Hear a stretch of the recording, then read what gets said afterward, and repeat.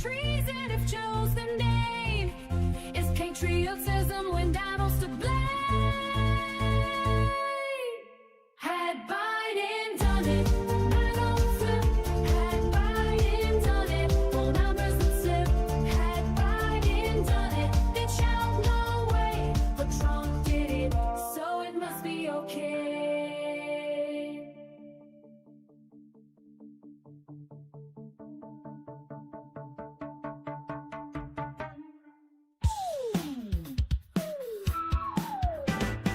Gather round everyone and I'll tell you a tale about an orange-faced buffoon who should be in a jail. When people say he's done something that goes beyond the pale, he will shake his head and give this answer without fail. A hoax, he says it's all a hoax. When at a press conference or with misspelled keystrokes, he says he tells no lies and that he never jokes. Confronting with the truth, he'll say it's all a hoax. A modern Don Quixote, he hates the windmills, claiming to protect the birds and whales he says they kill. But don't believe that story, it's really just a shill. He just did not want to see them wild golfing on Scottish hills. A hoax, he said it's all a hoax. When at a press conference or with misspelled keystrokes, changing a storm path with black marker strokes. Confronted with the truth, to say it's all a hoax. Casting mail-in ballots is something that he's done. Now he wants to ban them for each and every one. He claims it's for integrity in each election, but he won't believe the results unless it's him that's won. A hoax, he says it's all a hoax. When at a press conference or with misspelled keystrokes, they'll fool you with distractions like real sugar in Cokes. Confronted with the truth, he'll say it's all a hoax. He promised to release all the Epstein files that caused all the MAGA base to react with smiles. But how long has he put it off? It sure has been a while, and now he's calling this a hoax, protecting pedophiles. A hoax, he says it's all a hoax. When at a press conference or with misspelled keystrokes, he'll keep on gaslighting up until he croaks. Confronted with the truth, he'll say it's all a hoax.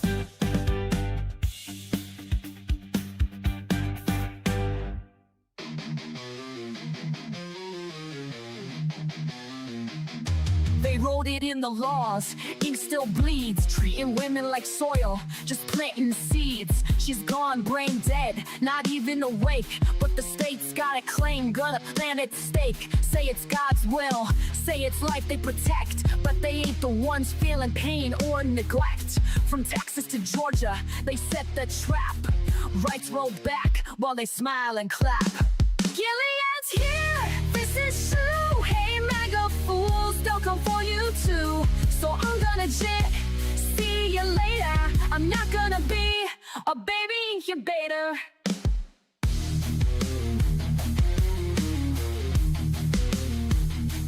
This ain't pro-life, it's control and shame. They don't care if she's gone, just playing a game.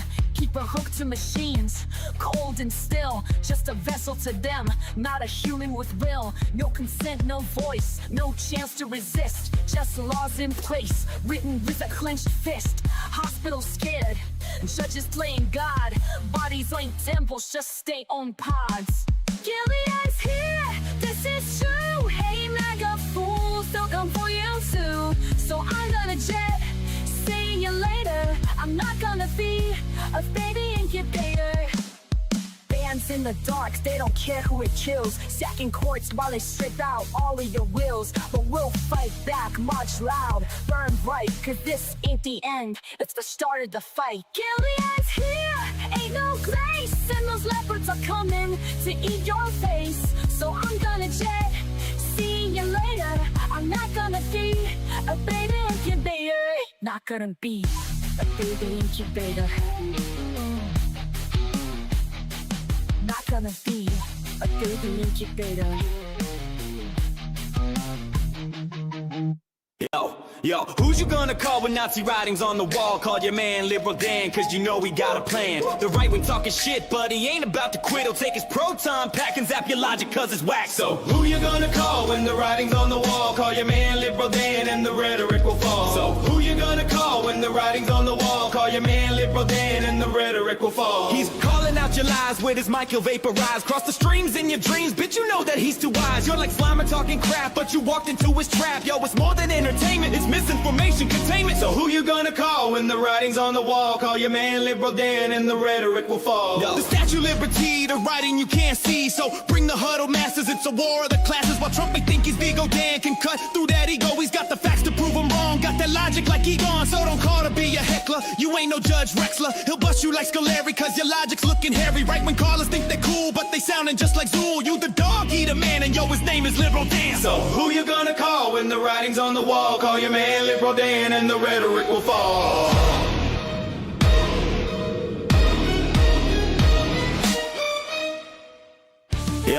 Yo, who's you gonna call when Nazi writing's on the call? Yo, who's you?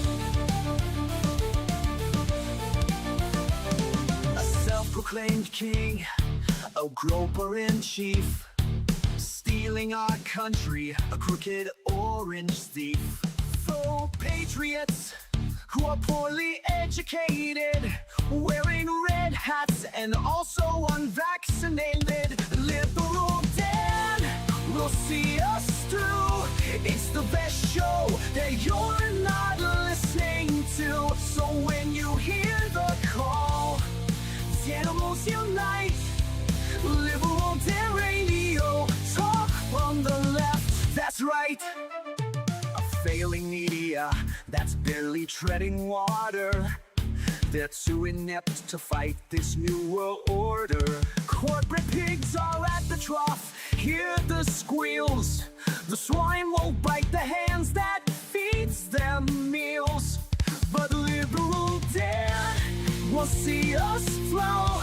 It's the best show that you're not listening to. So when you hear the call, animals unite. Liberal Dan Radio, talk from the left, that's right.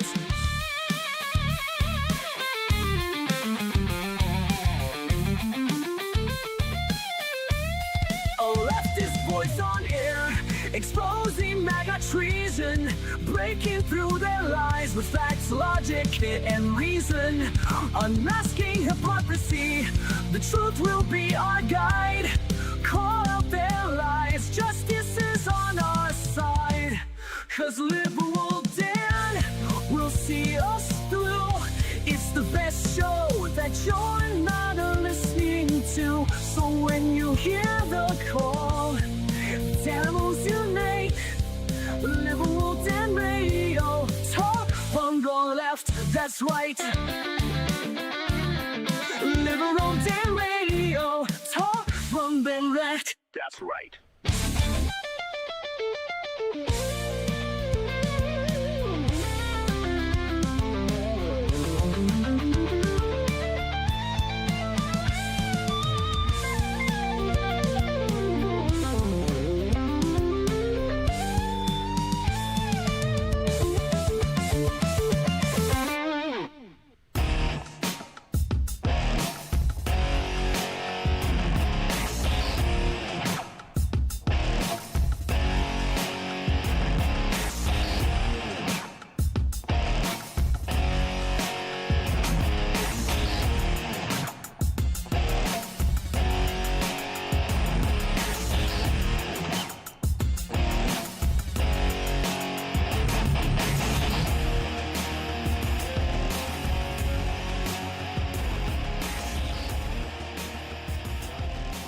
And welcome back to Liberal Dan Radio, talk from the left, that's right. This is your host, Dan Zimmerman, coming at you live from New Orleans, Louisiana.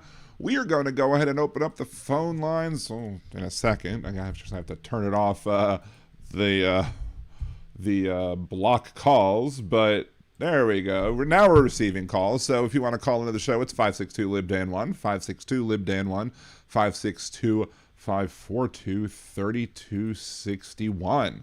And again, if somebody is on the phone, we will do not call while somebody else is on the phone because we cannot accept multiple lines. So, and if you do it multiple times, your number will get blocked. So that's just the simple rule. Most everybody, I think, can follow that. Easy peasy lemon squeezy, right? Figure out, the 17th time's a charm trying to get this thing on the air.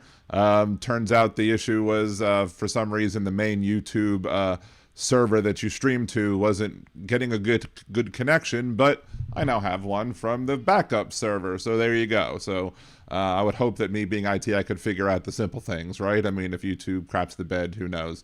I can't do anything about that, but at least I can try and find a new place to stick my connection, right?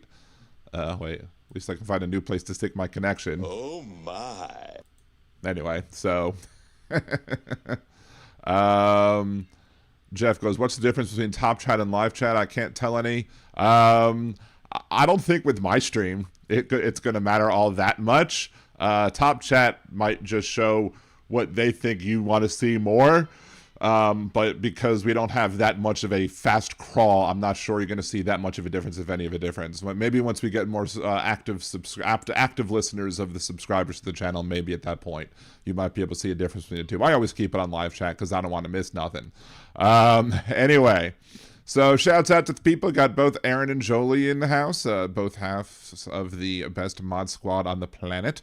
You got Jeff from just north of Uranus, Tucker John, Roxanne, let's see, Dawn, Molly, joy to see you. Who else am I missing? I think I've gotten everybody. We don't seem to have a large crew tonight. I guess maybe a bunch of other people are watching. Boss and Brian. Good to see you. Atrocious at every game. Says, hey, Liberal Dan, everyone. I have a lot of shit to talk about tonight, and about the garbage pit that is CNN, LOL.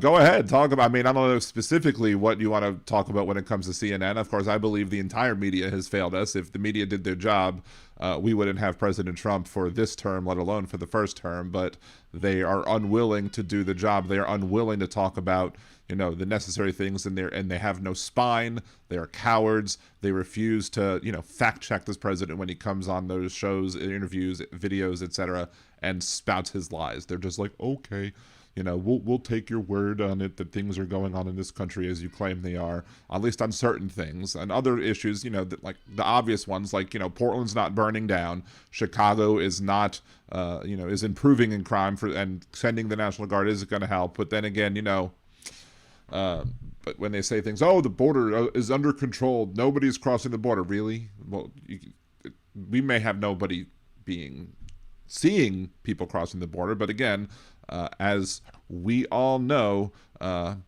if Trump can't see it, you must not exist. That also includes the Epstein list. Object permanent, a milestone missed. If Trump can't see it, he must not exist. Anyway, so hey, Witchy Woman, good to see you as well. I don't know if I said hello to Suzanne. Surrender Monkey, hello, good to see you as too. Apparently something's going on in the background of my house, but apparently the kids aren't listening. What else is new, right? So did you hear about the text interview Tapper claimed to have done with Trump about his plans for peace with Gaza? Totally wasn't Stephen Miller writing those replies. No way. Imagine giving Joe a text interview. Yeah, exactly. That's just bizarre. Like, you would want to be able to see who you're speaking with when you're having an interview. Oh, we're just doing text. Or at least, why would you believe anything that was said or that was being sent to you? Why would you believe it was coming from Donald Trump himself and not one of his lackeys, or better yet, puppet masters? So that reminds me, Pam Bondi gives me Regina George vibes. Nice. But yeah, so apparently there's, as has been announced by this administration and members of the media, Israel and Hamas have supposedly reached a deal to release all hostages and partially withdraw Israeli troops. Trump says, apparently Qatar says the same thing as well.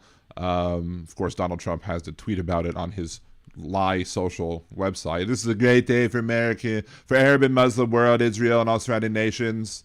Let's see. Oh, we do have a caller calling in. Let's see. Hold on. We will accept the call.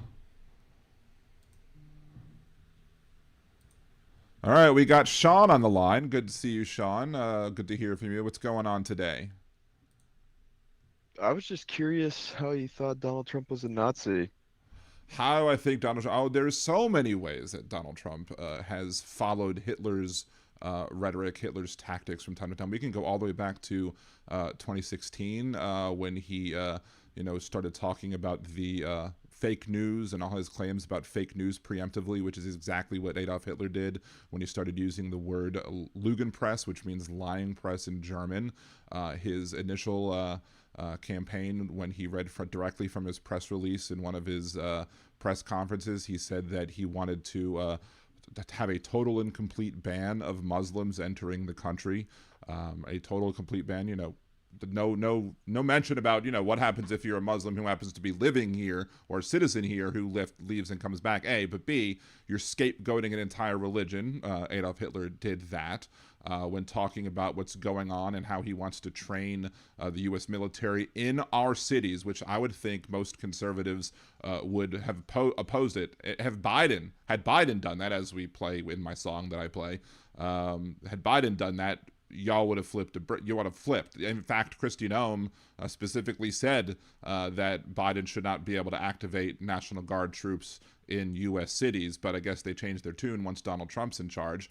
But he refers to the people as the enemies within, literally the same knowledge that the Hitler's Nazi regime used as it pertained to, targeting the people who he wanted to deal with that were causing problems, i.e. people who were opposed to Hitler's administration, Hitler's running of the country, etc. And of course, there's many, many ways that I've pointed out that he is also flat out an anti-Semite, from giving a blanket condemnation on the Jewish people if he were to lose at a conference to the individuals at a conference on anti-Semitism.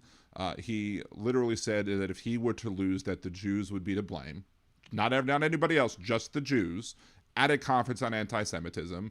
He's in the past said that he'd rather have Jews handling his money than black people, which is both racist and anti-Semitic, because when you perpetuate the whole Jews are good with money thing, that is something that has been used over centuries to use millennia for us to be seen as somebody who are other. It's been used against us, and of course there's the executive order on supposedly to try and combat anti-Semitism that just so happened to be numbered 14188, and 14/88 are Nazi dog whistles, 14 being the 14 words that they used to talk about preserving the future for the children or whatever, and 88, 8 is the eighth letter of the alphabet is H. 88 stands for Hail Hitler to Nazi folks. So it was basically a dog whistle of that. So there you go. Well, there's a non-exhaustive list, even though it was a rather long list of many of the things that Trump has done that lines exactly up with. Oh, wait, I also forgot about the fact that when Adolf Hitler got into power in 32, 33, whatever, the first thing he did was pardon all of the people that took part in the beer hall putsch, as opposed to, Donald Trump, who also pardoned all of the people who participated in January 6th. I don't give a crap about the people who just wandered around the building and did nothing other than wandering around the building. That's fine. I don't care about that. But there are literally people who assaulted police officers who normally, conservatives would say blue lives matter, but they didn't matter apparently when the people who were attacking the Capitol were, spraying them with bear spray, hitting them with their own weapons, slamming the head in the doorway, treating the police officers like they were animals. And those people got pardoned as well. So there you go.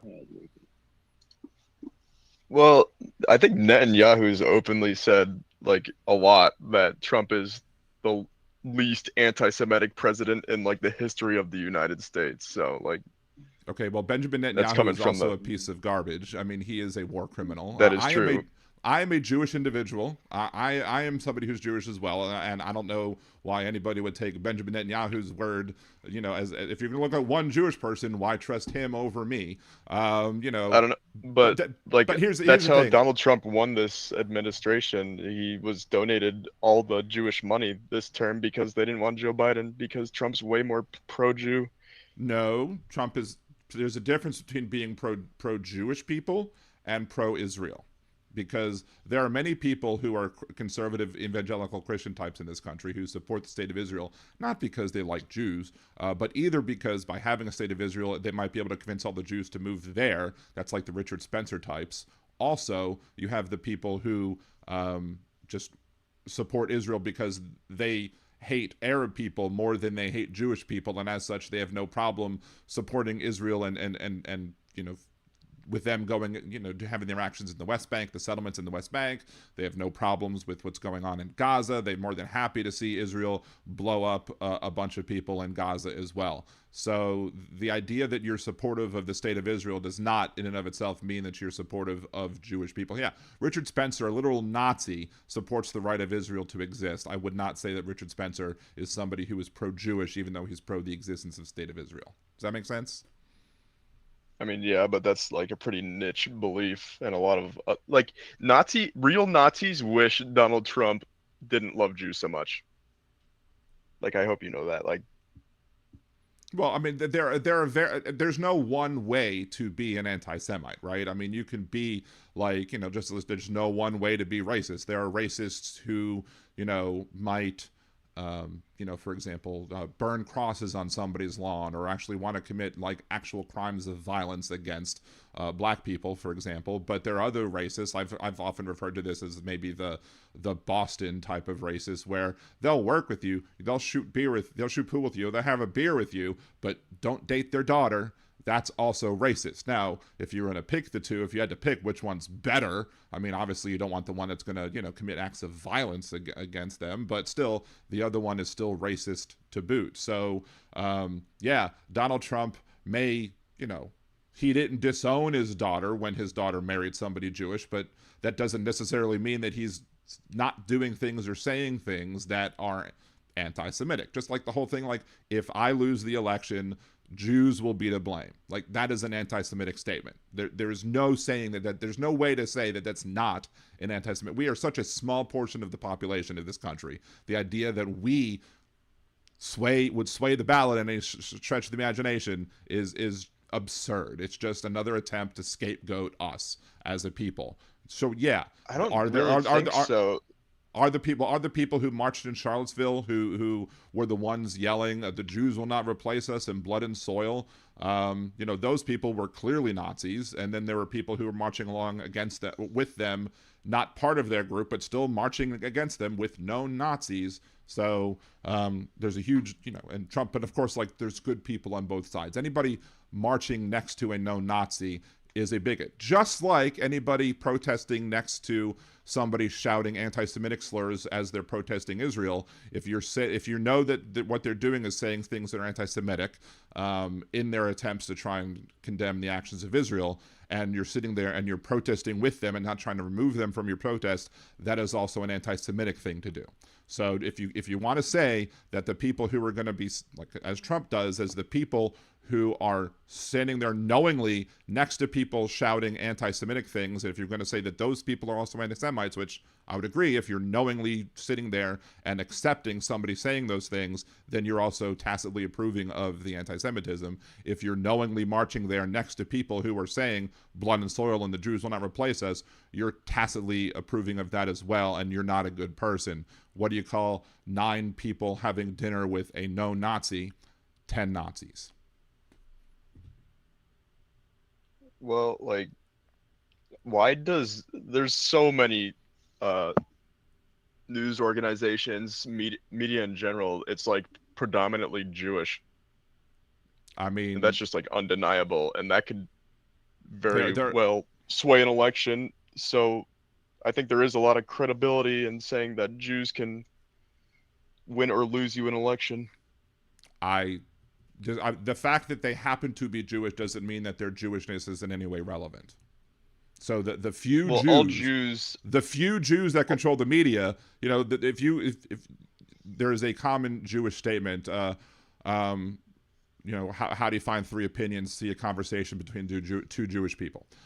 So, you can have a whole lot of different opinions about what it is and what it is not to what we support. There are a large plurality of Jewish people who are on the left, who are Democrats, but there are also Jewish people who are on the right who vote, the other way. And that even just makes it even less likely that the Jewish people are going to be to blame for it. And again, if you're going to blame, quote, the Jews for the actions of the few Jewish people who happen to be high up in control of the media, that is anti-Semitism, because you are blaming the entirety of Jews for the actions of several people who happen to be Jews.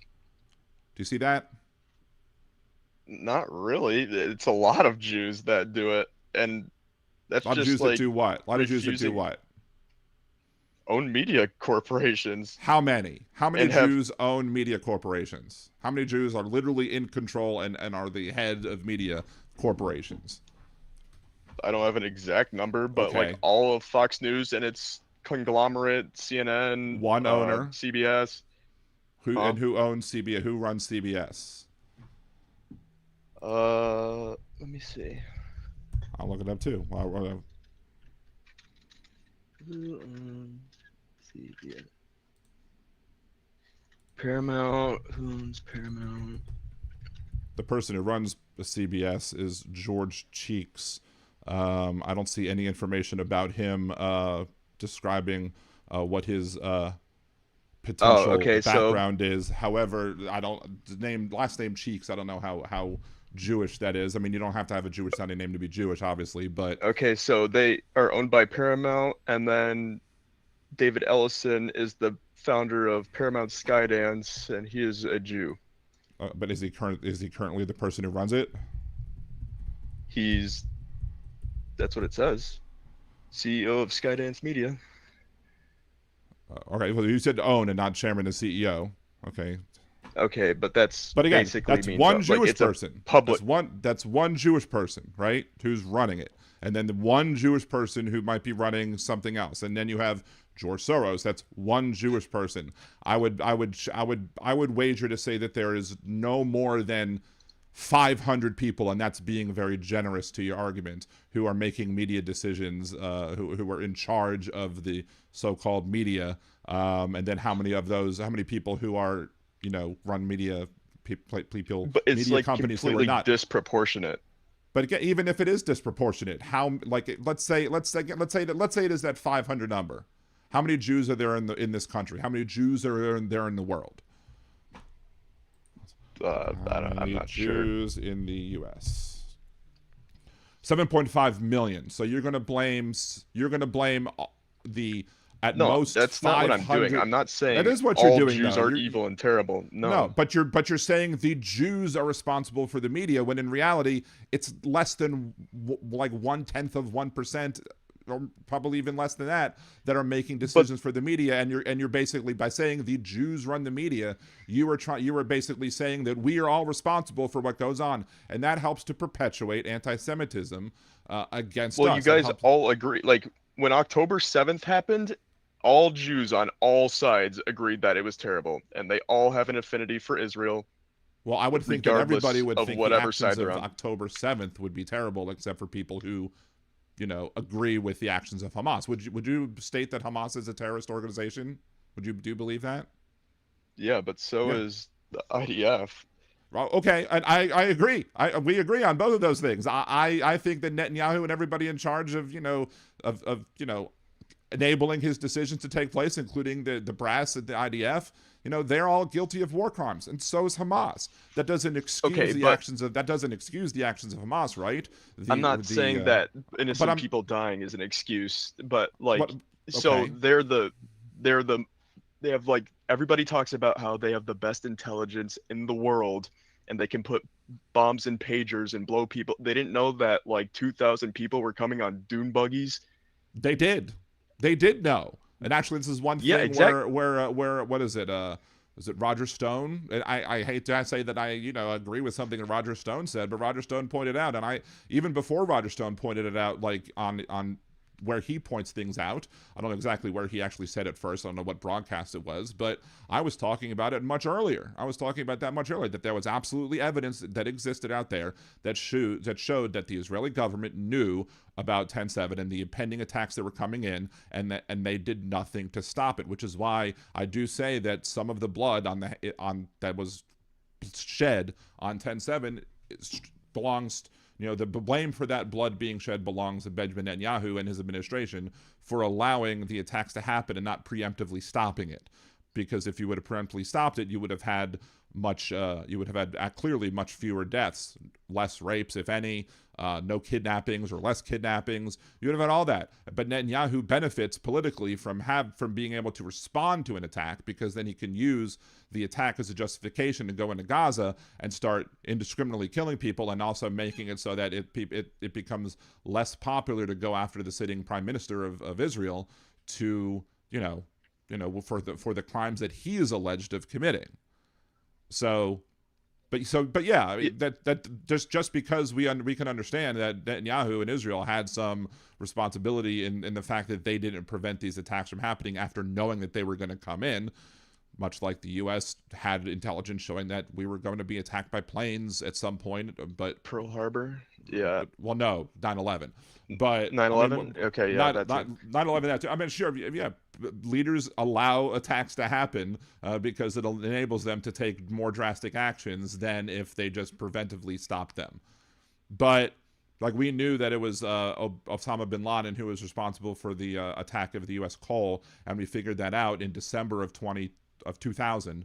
And then instead of handing over the military operation to the Bush administration, the Clinton administration was like, hey, here's the information showing that bin Laden was responsible for the attack on the Cole. You deal with it. And how did they deal with it? They sat on it and they did nothing about it.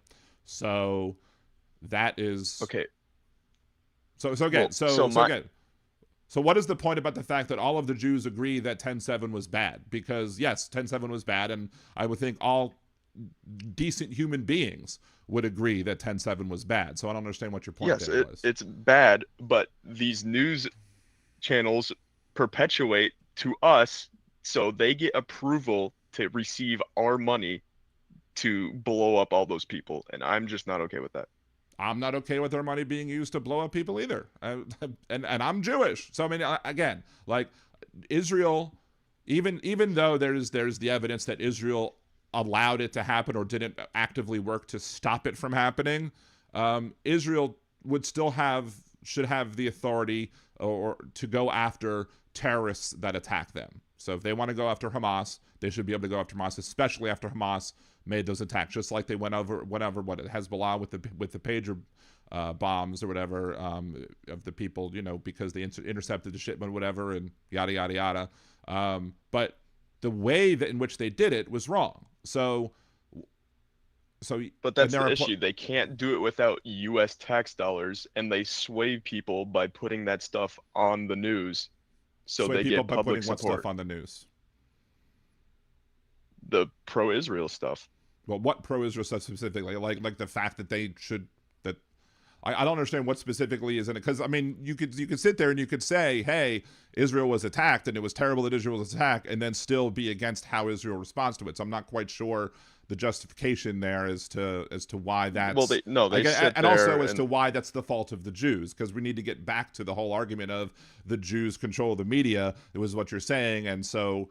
Again, even if you believe, even if I wanted to grant you that everything that the media is doing is being done in a way that helps to give pro-Israel propaganda to enable, AIPAC to fundraise and to convince people who are in the House and Senate of both parties to approve for and fund funds to Israel without any obligations of Israel, like, acting responsibly and not trying to reduce civilian casualties and deaths or whatever. Even if I wanted to say that all was true, to say that it's the Jews doing it is anti-Semitic, because it's a very, very small minority of the people who are in charge of the media who are doing it. And if there are people in the media who are not Jewish who are also doing it, then the Jewishness of them is irrelevant. But 80% of the inhabitants in Israel support Netanyahu and what he's doing. And I'm sure It's there's polling that shows that even more higher of a percent, supports Hamas what they're doing. Although sometimes it's hard to but that's judge, what and it's hard to judge and blame the Palestinians for living under Hamas, because if you dare come out against Hamas, you're going to get your head chopped off or whatever. But well, I'm sure Hamas has a high approval rating among Palestinians, but like right, but I don't necessarily it's believe not those just numbers as well. Netanyahu. It's because they are Jewish that they have that belief. Are they? Is it really? I believe so, yeah. I I think it's more because they're Israeli and afraid, and probably the problem is the fact that Hamas and Netanyahu have a parasitic symbiotic relationship that requires each other to be in power for them to stay in power, because Netanyahu uses the fear of the Palestinians and the fear of, of all Palestinians by trying to say that all Palestinians are Hamas, or all Arabs or Hezbollah are terrorists. When they try and do that, they'd rile up fear and scare up the citizenry and say, okay, well, we're going to support you because we're afraid, and you've effectively made us afraid. Same thing for the Palestinians. Hamas is like, well, you need us in charge because we're going to protect you from Netanyahu and all that, and all the people over there, because all of them are evil as well. In reality, it's only the people that are up top that are the evil folks that are manipulating the people below them and using fear of the other people to encourage those actions and to make sure that they can maintain be in power, because you're going to approve. And it also depends on how the question was asked too, right? I mean, if they ask the question, do you approve of Israel defending itself or going after Hamas, I'm sure a vast majority of the people are going to say, yes, I approve of Israel going after Hamas. If they're going to say, do you approve of how they went after Hamas, that's a different question, and it depends how the questions are asked will determine how meaningful the polling data you have. I mean, right? Do you see that? Do you understand how a question or what type of question is asked can determine how a poll can be manipulated? I mean, sure, but Israel cannot defend itself by itself. It's contingent on the people in the United States to agree with them, so they receive money from us to stop them.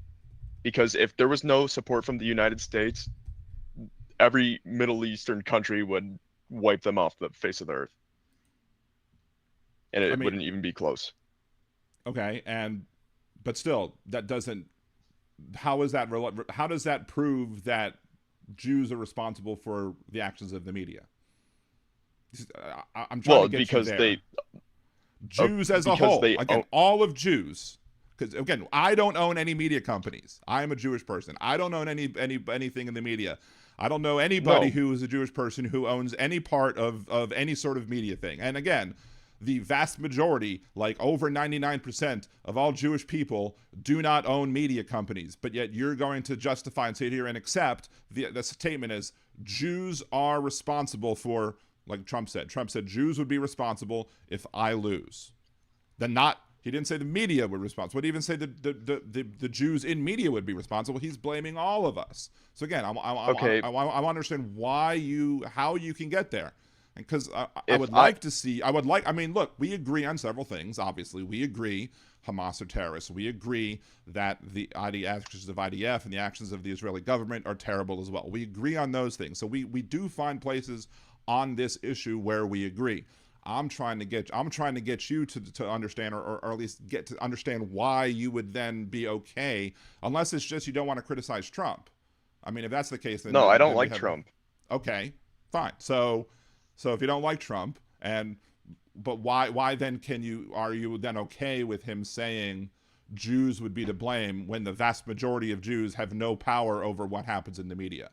And why can't you see that by making those general statements, those statements are used to then go after Jews? That's why we have to have, for example, or why Jewish people have to have, because I don't go to services anymore, why Jewish people at synagogues have to have like large armed contingents in front of their synagogues to prevent terrorist attacks from happening against them, because of the way that people use stereotypes about Judaism and use them against all the people who are Jewish. Like that's where I'm trying to see where you're seeing it.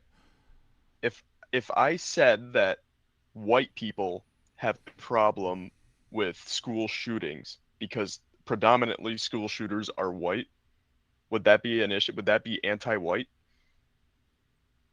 I'm not seeing the correlation, because white people would have to support the school shootings or whatever. Like I'm not. No. Well, my point is that just because I'm saying that the majority of school shooters are white, and the majority of mega news corporations are owned by Jews, it doesn't mean all of them. Right, but again, but when you bring up that they're here's I guess the sort of the simple question. When you bring up that somebody or a collection of people happen to be Jewish, think to yourself, why is their Jewishness relevant? Why is it relevant? Because they all have an affinity for Israel over anywhere else in the world. That again, that then makes us that is also who's to say that of American Jews, because we're talking about American Jews, because Jews worldwide aren't going to be responsible for what happens in this country. So they're of the 7.5 million Jews that are in this country. You're going to say, how many of them do you believe put Israel ahead of the United States? I have never met a single Jew in my life who believed in the country they resided. Like, they always believe in Israel first. Israel is always first, and their affinity was always for Israel. And where do you live? I live in Michigan. You live in Michigan, okay. And how many Jews have you met over the course of your life, would you say? I'm young, so I've met like 20. Okay, so you're going to say that of the 20 Jews that you met, that's going to be, again, that's going to be representative of all the Jews that possibly exist. I mean, hey, you're now talking to me. But you see it time and time. I don't put Israel ahead of Israel. I am more than happy to be critical of Israel. I'm more than happy. I might defend certain things that they do depending on what they do. I mean, I'm not defending what they've done since 10/7, but I may have some things where I say, okay, that was okay. I may say other things that, okay, these things are clearly wrong. But I've never once said in my entire life that the state of Israel is more important to me than the country of the United States, because I'm an American citizen. Before I am politically Jewish, I guess I would say. Now, I am Jewish, and I can't get around it, because people who are anti-Semitic Nazi types who are going to say, oh well, he was raised Jewish, so therefore he's Jewish, so therefore we hate him. Clearly that's an important thing to take into consideration. But how Israel acts, if Israel didn't exist, those people would still hate me. So my Jewishness can sometimes be relevant in certain things, but again, I don't know many Jewish people, and I've went to Jewish day school. I went from 1st to 8th grade. I took classes at a Jewish university during high school, like after school classes, to learn about how to notice anti-Semitism, to continue to learn Hebrew and be able to speak it. I can't speak it a lick now, but I used to be fluent in it. I could not sit there and point to anybody except for maybe people who were Israeli citizens first who came here. I cannot speak to anybody and be like, hey, these people put that the majority of these people say Israel is more important than my country, than the United States of America. So again, I would, and that's how Jews are so successful, though. The international Jewry, because they operate everywhere. I'm just frankly surprised you didn't bring up banks too. I mean, because, well, that's the other thing of, oh, well, we run all the banks too, right? So that's why we're so successful. There are some people who happen to be Jewish who are also successful when it comes to financial things, right? Why does their Jewishness have anything to do with it? The only reason I would say that it could all potentially be relevant is the historical aspect of the fact that for a very long time in the history of this planet, who lended money was controlled by the church, and the Catholic Church, for example, would say, well, Catholic people can't loan money to other Catholic people, whatever. So since Catholics couldn't loan to other Catholics, it was against the law to do so. Well, they had to find somebody to loan them the money. So Jews became the de facto money lenders, because no one else was available or around to be able to lend the money. So then well, isn't that why they're kicked out? Now that the Jews are lending the money, now they're complaining about the Jewish people lending the money as being money lenders. Do you see how, do you see, like, they create the problem? They forced Jews to be the money lenders, and then they attack Jews for being the money lenders. If you wouldn't have had a Christian Catholic type of rule set of policies that said you can't lend to each other, then it wouldn't have been only Jewish people lending money. It would have been many different people lending money, and then you wouldn't have the stereotype, and that would not have been used against us. But that's you know, the whole thing. The Merchant of Venice, you know, was written because in the Merchant of Venice you had the character Shylock, who was a Jewish moneylender, and you know, he wanted his pound of flesh or whatever. And then what happens? You have Donald Trump and Joe Biden both at one time in their political careers referred to corrupt bankers as Shylocks, which is again a saying that is anti-Semitic. The only difference between the two, and once I found out that Joe Biden said that, I was pissed off at Biden as well. You know, that it sucks. The only difference between the two is that eventually when Joe Biden was approached and told, hey, this is not an appropriate term to use because it is, by calling bankers Shylocks, you're bringing up that whole Jews run global banking, and as such, you know, it's used, you know, for centuries against us Jewish people because, oh, we're the horrible evil bank or horrible evil bankers. He then apologized. Whereas when Trump was approached and said this is anti-Semitic, he's like, I don't see it that way. So again, it just, they create the whole problem with the state of Israel was created based on global anti-Semitism. You had what was going on in Europe in the 30s and 40s, you know, with the Holocaust and everything, and Jews trying to flee the European nations where they were being murdered and massacred.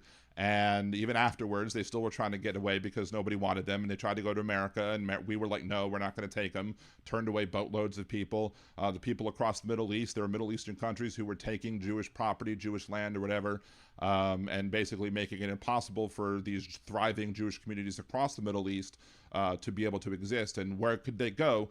The one place where the world said, here, go, plop, here's the state of Israel, you deal with it, people living there as well. So, and then thus they created the problem of, you know, Israel and the Arab nations warring with each other constantly because the world said put the Jews where the rest of the Arab nations didn't want them there, but the world said too bad, this is where we're putting them, deal with it. So again, Jews have to suffer because of anti-Semitism that exists. So, but again, let's again roll back. Like I'm still trying to understand the mindset, and maybe I'll never understand this mindset of how a certain amount of people doing things means that the whole lot is bad. I'm not saying the whole lot is bad. But by saying the words that you're saying, you're basically saying that the actions of the Jewishness of the people running the media is somehow relevant to what they're doing, and as such, it's the Jews doing it, whereas it's not. If you can show me why the Jewishness is relevant, it still does not an excuse to say Jews are to blame for this, Jews are to blame for that. Now, you might want to bring up these people happen to be Jewish, and because they also are supportive of Israel, because, you know, of the ties that they have with, you know, their individual feelings, then maybe I might be able to go somewhere with that. But the blanket statement of Jews do this, Jews do that, when you haven't even established that the Jewishness is somehow relevant, is in and of itself anti-Semitic. And I don't know how to explain it any other way. Well, I didn't prepare like any names or anything really, but it's completely disproportionate in the amount of equity they have in our free market, and they use that advantageously to their own benefit. Well, many people who have advantage. People with power use that power to their own benefit. I'm shocked. My mind is blown. Clearly, that's going to happen. But again, their Jewishness is not relevant to that. The fact of doing it, the people who are greedy, regardless of their religious background, their greed may very well be relevant. But why is their greed somehow relevant? Why does being Jewish make them greedy? Being Jewish doesn't make them greedy, and I don't even blame them for what they're doing. But the issue, like, if China was doing what Jews are doing in America, we would have started World War III like 60 years ago. Again, And that a great example of that is when we sold TikTok to what's his name? The Ellison guy who owns right? Oracle, Okay, who is Jewish. okay, but why is the Jewishness relevant? Because TikTok was being too anti-Semitic, so they Well, had to sell it to a Jew to limit free speech. no, the issue of there is the issue. I mean, I'm on TikTok, and there's plenty of anti-Semitism going on TikTok. I don't know if that anti-Semitism is going to magically stop with Larry Ellison being in control or whatever.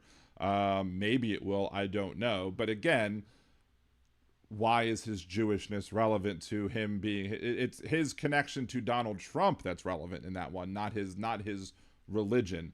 And I don't understand your flow of logic here, because you're like, if Jews are doing what China is doing, but like if Israel as a country was doing what you think China was doing, that still doesn't mean that all Chinese, like the Chinese people here who are Chinese nationality, who have Chinese ancestry, who are American citizens, doesn't mean that they're somehow responsible for it. And by saying it so blanketly, and I guess I'm trying to figure out how the best way to say it to you is that by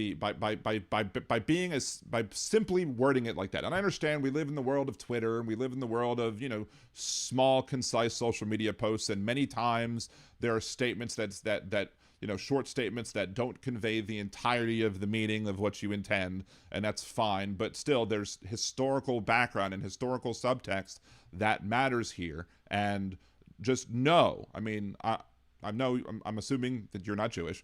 I mean, I think it's a safe assumption to say, but but know that as somebody who is Jewish and who has been on the receiving end of anti-Semitic comments, anti-Semitic slurs, etc., and who has seen what goes on and what takes place, and actually has taken college courses on how to spot anti-Semitism, how to deal with it, how to understand the not just the big, I'm going to march down the street with a Nazi flag and saying I hate the Jews. It's not just that outwardly sort of things. It's the dog whistles. It's the things that are said. Like it's the 14188 executive order. There were 5 executive orders that day.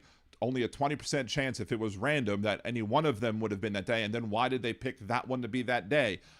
You're not going to convince me that it was just a random happenstance, that if it wasn't Trump that picked that number, it was somebody else in his administration who was like, we're going to send out a nice little dog whistle to our Nazi supporters and say, hey, we're going to number this 14188.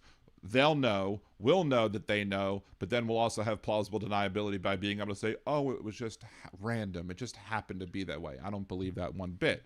But when you say things, when you sit here and you continue to justify this, that Jews are, Jews would be responsible for Donald Trump losing the election, when in reality, it's your opinion of why that's correct is that we have people in the media who happen to be Jewish, who run the media and who as such control the stories, and as such, but if you're okay with this, with the statement of Jews would be responsible, or Jews control the media, or Jews control world banking, that statement in and of itself, you might not see how it has an effect to make us feel less safe as Jewish people, or even people who are not practicing would happen to be ethnically Jewish, but I'm telling you, words like that stir up hate against us. So I would just strongly encourage you when you're sitting here, and when you talk about any group, and maybe I could do a better job of doing it too. I mean, I'm more than happy to have anybody who watches regularly, more than happy to have anybody who, even irregularly. If you come in and you see something and you see, hey, Dan, I saw that you said you should do this when it comes to these groups of people, but you didn't do it here. I'll be the first one to say, look, if you're right, I'll be like, yes, you're right, and I could do better. So I would just say, like, when you make statements like Jews control the media, Jews control banking, Jews do this, Jews do that, ask yourself, is it really the Jewishness that's responsible for it, or is it really somebody else trying to perpetuate hatred against Jews, and that's why they're pushing the whole narrative of Jews being responsible for things that most Jews have no responsibility for whatsoever. And I would urge you to just be cognizant of that, be mindful of that, you know, and understand the history of how those type of statements have been used as justifications to kick us out of lands and or murder us. So Well, I think I've been pretty respectful the whole time. Would no, you agree? I'm not going to say that you have. No, we've had a reasonable conversation. I've let you talk. You haven't interrupted me. You know, conversation wise, I would say, you know, that this is a decent conversation to have. I'm still concerned over, you know, that I would love to be able to convince you to be mindful of things that you say in the future, and understand how, you know, and a lot of times when I have like a whole a little playlist, I probably need to expand it. It's called like unraveling. No, that's not that one. That's unraveling toxic. It's the one that's like coming to terms with activism, where, you know, I talk about specific terms that people will hear and that people automatically that go against their worldview, and they're like, oh, and they immediately attack the terms, or they immediately, you know, go after it and push back because it kind of goes against what they've typically learned or believed or thought, or how they were raised. A lot of the times, you know, it's happened to me too. Well, I'll hear something like, the first one I use is male fragility. Like people say, oh, male fragility or whatever. And I'll be like, and when I first heard male fragility, I was like, what, male fragility? That's ridiculous. Why on earth would somebody being male make them fragile? And then I was like, oh, I'm doing exactly what they're saying that I'm doing. Like I am doing the exact thing that I'm doing. And you know, there are things that are terms that I don't necessarily agree with too, that sometimes people use, and I might not even agree with why. But a lot of times when I hear something that gives me that like gut reaction of automatically pushing back, one of the first things I do is I will stop and I'll think to myself, why am I reacting this way? Is it because what I heard is really wrong and really bad? Or is it because I just have these certain beliefs that have been ingrained in me from society, and maybe I have to unlearn some things. And so I take the time to understand why the people are saying what they're saying. And at the end of the day, I don't have to necessarily agree with them, but at least I took the time to understand why they're saying it that way. So I wish I had a great book to point you in the way to try and, you know, explain, you know, to try and be like, hey, these are examples of these are why, or these are how these statements, are anti-Semitic. But I'm sure there's plenty of resources that you could look up online, and maybe I could do another show about it, or maybe I could make a video about it of like what resources or explaining why certain things are anti-Semitic. But I would just urge you very much to just, you know, when somebody like me says, you know, somebody Jewish says, saying these words are harmful to Jews, at least take the time to listen and understand why we say so. And maybe you might actually, you know, figure, okay, well, maybe you might learn how to reword some things in a certain way that might still convey the same point that you want to make. Like maybe you might say, you know, the American media is responsible for much of the pro-Israel propaganda that takes place in this country. And if they would have a more balanced approach to show, you know, how, you know, the wrongs that Israel is doing versus, you know, the wrongs that the other side is doing. If they would spend the time focusing on more on both of those things, then maybe we would have a better opportunity to have a logical debate on, you know, why we continue to send them money without restrictions on how they could use those funds on weaponry or whatever. And that, I think, would be a reasonable statement to make. It doesn't once mention anybody's religion, but it still puts the responsibility on the media. Because I'll sit here, I've been saying for weeks, months, years about how the media has failed to inform the public on many issues. So yeah, I'm all for blaming the media for the media doing the things that they do when they're not holding up their responsibility to inform the public. But I would just say, you know, just because somebody happens to be Jewish, it doesn't mean that the Jewishness is at all relevant to the conversation at hand, and that's what I would say. I'm going to want to open it back up to other people to call in, but I do want to give you an opportunity to say something final before I just abruptly hang up on you. So let's just say your last thing, and then we'll move on and open the phone lines for somebody else. Yeah, I guess I'm going to agree to disagree. I think Jews do have an affinity for Israel, and that drives them and getting our public opinion to support them financially. But thank you for having me on, and you kept it respectful, so I appreciate that. All right. Well, Have a good one. I mean, You too. All right. Again, thank you for the call. Again, I'm going to urge people to, again, to say, look, we have a situation where, again, Jews are not responsible for this. It's like again, I have known many more Jewish people that are even not family members who, than the caller did. I think it was Jeff. I think was the name. I've known many other people who, are Jewish people. From people I went to synagogue with, from people who were in my classes, from people who I met when I went to Tulane University. Tulane University was like a third Jewish when I got there. It was for all the different people that I've known over the course of my life who also happen to be Jewish. I don't know of many, if at all, except for maybe the people who were, either dual Israeli citizen and U.S. citizens, or somebody who was not necessarily a citizen here, but born in Israel, but residing here legally or whatever, like one of the teachers that I had in middle school or maybe during high school or whatever, who just happened to be Jewish as well. I don't know if I wouldn't say that a vast majority of American Jews put Israel before America. But that type of behavior, those type of terms or words also are used against us, because they basically say, oh, well, those are the others. They're not really Americans. They're really beholden to Israel. And as such, they're not loyal to the American people. And as such, we shouldn't give them as much say. They shouldn't have the say that they do. It's just one of many ways, one of many tactics that are used by people who are anti-Semitic to try and get other people who might not be, in their hearts anti-Semitic, but who might, to get them to just go along and repeat. And that's how hatred spreads, because people use these stereotypes and people use these words that are pushed by anti-Semites, and they think, well, it sounds reasonable, blah, blah, blah. It's not A equals B, B equals C, but they'll be like, well, Jews, there are a lot of people who are Jewish who happen to control media sources, so therefore, why is it then not okay to say that Jews control the media? I was like, but because, again, their Jewishness is not relevant. That's the most important thing. Is the group of people that you're talking about, is the characteristic that you're trying to describe them with relevant to the conversation at all? If it's not, then don't bring it up. If it is, then you're going to have to prove to me why it is. Let's see, 250 kilometers. About a half of all Holocaust survivors alive today reside in Israel. As of 2023, there were estimated to be about 147,000 to 119,000 Holocaust survivors living in Israel. Israel's total population is about 9.8 million in 2025.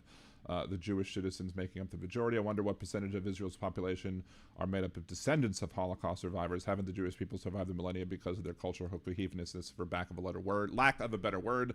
Yes. Well, I mean, we've survived. Well, not just humor is one of the main reasons we were able to survive, because that's why you see a lot of people who are comedians who are Jewish. Not all comedians are Jewish. Clearly, there are clearly lots of comedians that aren't Jewish, but you find a lot of Jewish comedians because of the fact that in order to make it through all of the shit that we've had to go through over the course of the history of this world, we've had to be able to use humor, including gallows humor, to be able to get through this stuff.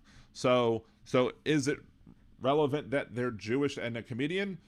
Maybe, but it's more because of the fact that we've needed to have the ability to, survive. The ability to survive has relied on us being able to have a sense of humor about everything and to be able to joke about everything. That's why Mel Brooks movies are so funny. But also the cultural cohesiveness that you're seeing is forced upon us as well. It's thrust upon us because, again, for millennia, we are the others. We are other people. We are shunned. We are pushed off into ghettos. We are pushed off into areas where, again, they created Israel. Boom, Jews, go here. We don't want you. So the fact that we are forced into communities are one reason why we're kind of forced to have that kind of cohesiveness. But it's also, and the fact that we're then forced into communities, and then a lot of like Jewish rituals, for example, deal with cleanliness. So there's a lot of like hand washing that goes on when you're like, going to say a prayer over, the wine and over the bread. The first thing you might do is you say a prayer over washing your hands. And so there's while it kind of perpetuates kind of ew periods or gross type of thing, but like after a period, you have to go in a mikveh or a ritualistically blessed bath that basically it touches a little bit of rainwater, and that somehow makes it, better to clean yourself off in. But there are other reasons why you might have to use a mikveh other than having your monthly cycle. But still, it's just another example. Even if the idea that one's period makes one unclean, there's the fact that we're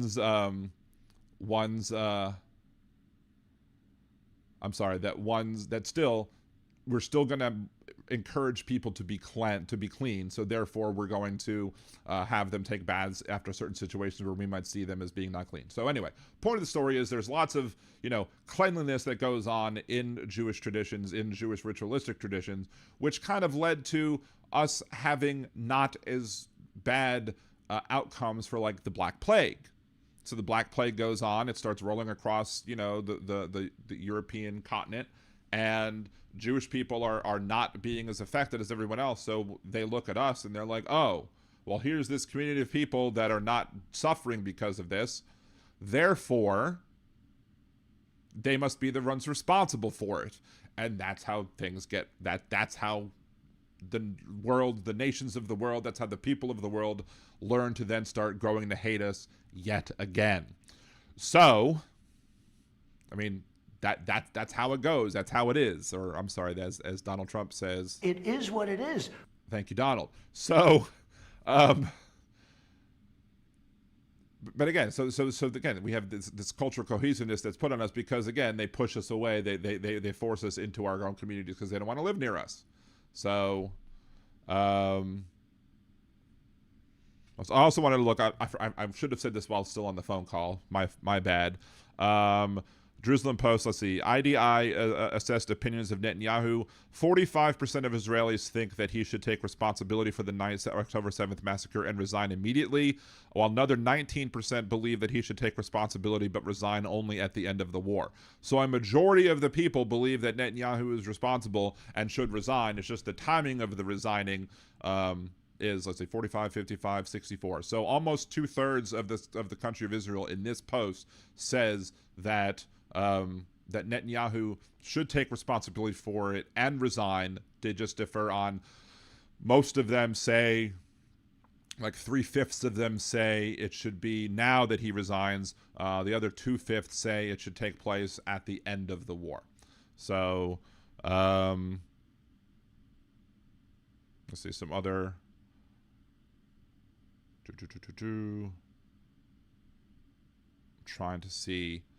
So a possibility of a multiple front war scares Israelis, with 23% thinking that the greatest existential threat to the state of Israel, but this fear is almost tied to internal isolation, boycotts, and using American sport, each of which has selected 20% of the survey responsibility as the greatest threat. So there's a lot of polling data out there that actually shows incorrect about that 80% of the population of Israel somehow supports Netanyahu and his actions, when in reality the majority of Israel, at least in those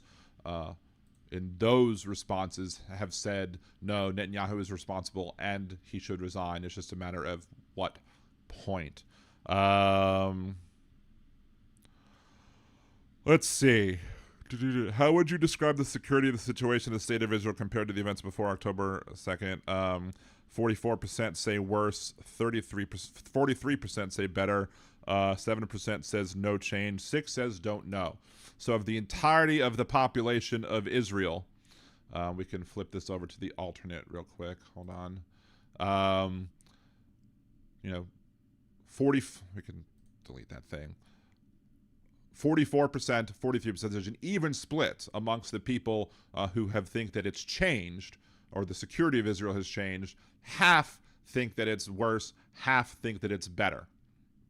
Of Jewish people, it's a little more, like 48% think it's better, and 40% think it's worse. So 47% think it's somehow better or better or this or worse or the same. Well, 55% think it's better or the same or whatever. But anyway, point being that I don't agree with the stated opinions of the last caller that says about how the state of Israel somehow massively supports Netanyahu. There may be polls that you can point to that say, I support going after Hamas, but that doesn't necessarily mean that they support how they went after Hamas.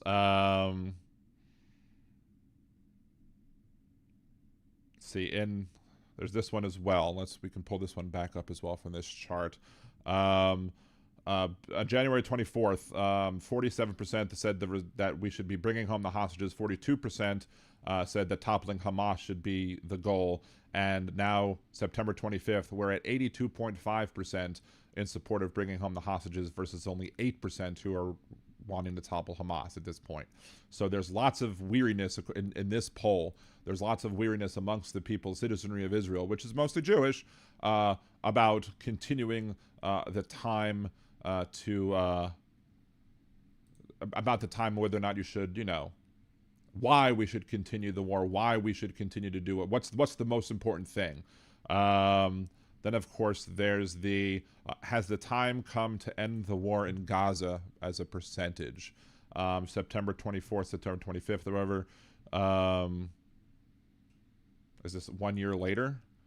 I'm thinking it might very well be 1 year later. Majority of the Israeli public thinks the time has come to end the war. 66% of the total sample, though a majority of both Arabs and Jews agree on this point. The majority is much larger amongst Arabs than Jews, while there is already a consensus amongst Arabs that last year's survey that the war should be ended. Okay, yeah, this is last year's survey versus this year's survey, September 24th of last year versus 25th of last year. 45% of Jews, now 60% of Jews, so you had a 33% increase in the amount of people who believe that are Jewish Israelis who believe the time has come to end the war. Of the total sample, it went from 53% September 24th of 2024 to 66% of September 25th, 2025, who say that the time to end the war is now. So again, most of Israel does not agree with going after the war. The main reason why the war should be ended, here's another thing that we can talk about. Jews, 50% says continuing the fighting endangers the hostages. 16% says the war has already accomplished the majority of what is possible. 14.5% you should end the war because the economic and social damage is too great. 6.5% says to halt the deterioration of Israel's international standing. 2% says to cease harming the residents of Gaza and begin reconstruction of the Strip. 10% say I don't know, but 50% are most of the people are concerned about the hostages versus going after Hamas. But even 34.5% of the Arabs who are interviewed says that the continuing to fight endangers the hostages. So the largest portion, a plurality of the people who are Arabs who were polled in this poll say that continuing the fighting endangers the hostages, and that's the reason why the war should be ended. 28.5% says the economic and social damage is too great.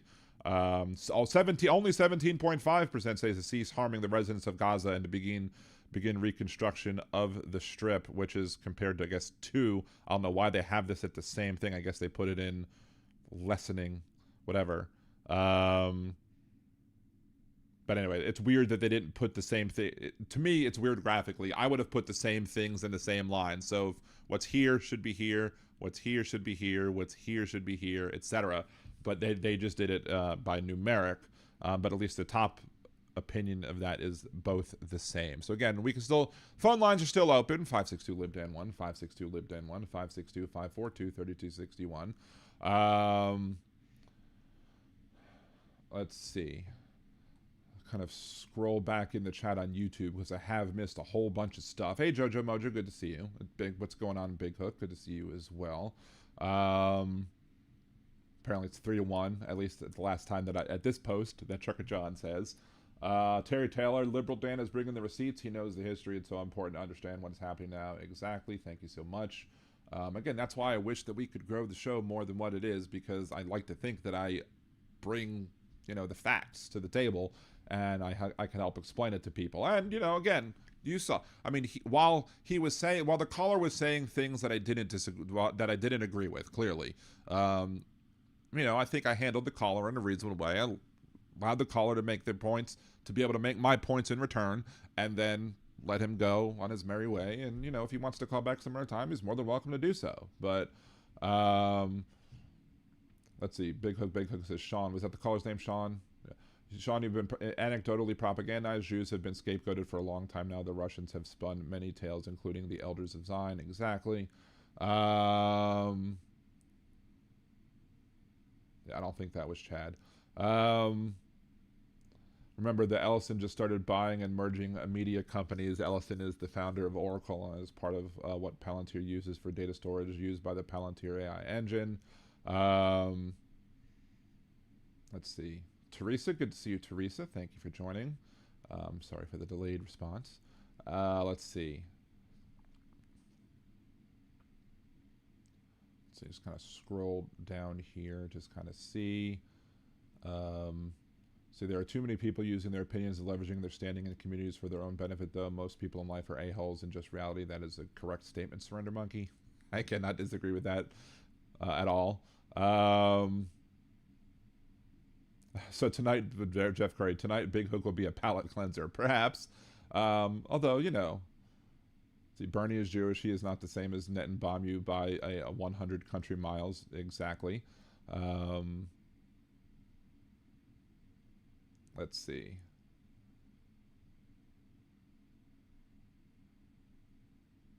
Let's see. Let's see. Not sure what the point here. All I know, it's torture. What, having the person on the phone or what? Anyway,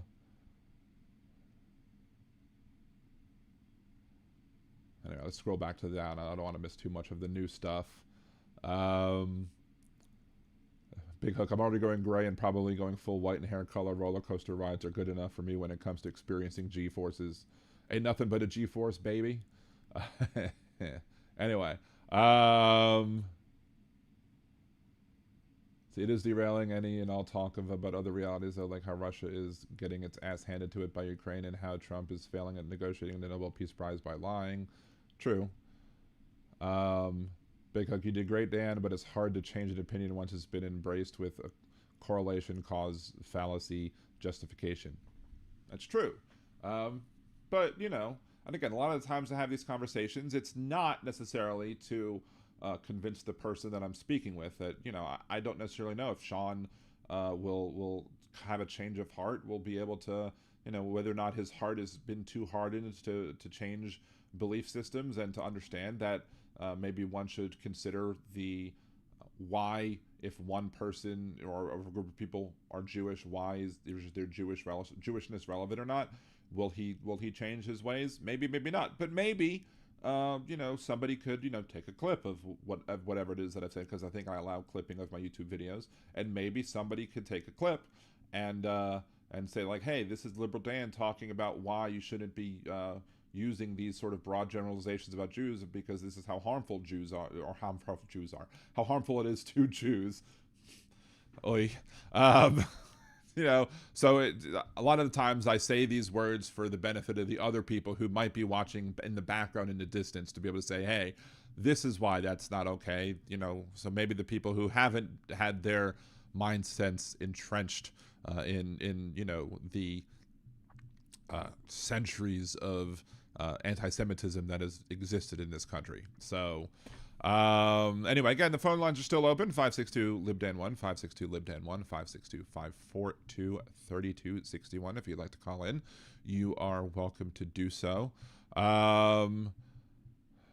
Big Hook, you are more than welcome to call in whenever you wish. So free to do so. And again, if you weren't here at the very beginning, I think at least 10 of you might not have been. We did go ahead and play a song by Demonox that he made that not only refers to the stuff that I do as a radio, as a podcaster, as a host or whatever, but it also happens to tie in a whole bunch of Ghostbuster references. So if you know the Ghostbuster movies, both or most of them, if not all of them, if you know, you know, like the Scoleri brothers and stuff like that, if you know Vigo, even the Statue of Liberty, all references to the Ghostbuster movies, and he managed to intertwine them all into a song and create it, and used AI to create it. So I happen to enjoy it. It's very catchy. I don't think it might not be as catchy as had Biden done it, but still, that may go on the rotation of songs that get played during, and I'll play it probably one more time as we're going out. Let's see. Hell, I forgot today was. If my 2-hour ghost story had ended, I would have missed this.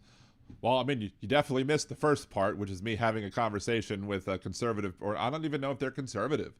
They don't like Trump, but they might be a conservative, not like Trump. But it was somebody who was, trying for me to explain why Donald Trump was a Nazi, and then also trying to explain why things like Jews run the media are bad things to say. So, Yankees just lost 5-2. Yes. I may not follow baseball as much once the Orioles are out of it. And hell, it's hard to find an Orioles game when I'm down here unless they're playing Houston. So the ability to watch the Orioles is very difficult in New Orleans, but it sometimes can happen. But I'm always very happy to see the Yankees get booted from the playoffs or even rejected from the playoffs altogether, even prior to the playoffs happening, because of the whole Jeffrey Mayer incident, because I will hold that grudge for a very damn long time. So anyway, what else? Sizzle chat. I like the Ghostbusters TV show from the 70s with the gorilla. Was that the 70s, or is that like was that the cartoon, or is that the actual other one? Anyway, there's Big Hook calling into the show. Thank you so much for calling. What's going on, my man? I'm hanging in there. Yeah, that was kind of I don't know. The correlation cause fallacy in full effect, I think. I mean, that's the thing. It's kind of funny that he said that, because it seems like the right wing has a larger platform that they are constantly doing. I mean, there's a reason Fox is rated #1 in the news category on cable, that sort of thing. And that's the thing. I mean, when you have unlimited gobs of money to be able to throw at your audience with the lies and and to stoke hatred and racial bigotry and whatnot, I mean, that's what you get. And I mean, it sort of reflects on everybody. I mean, that's the problem.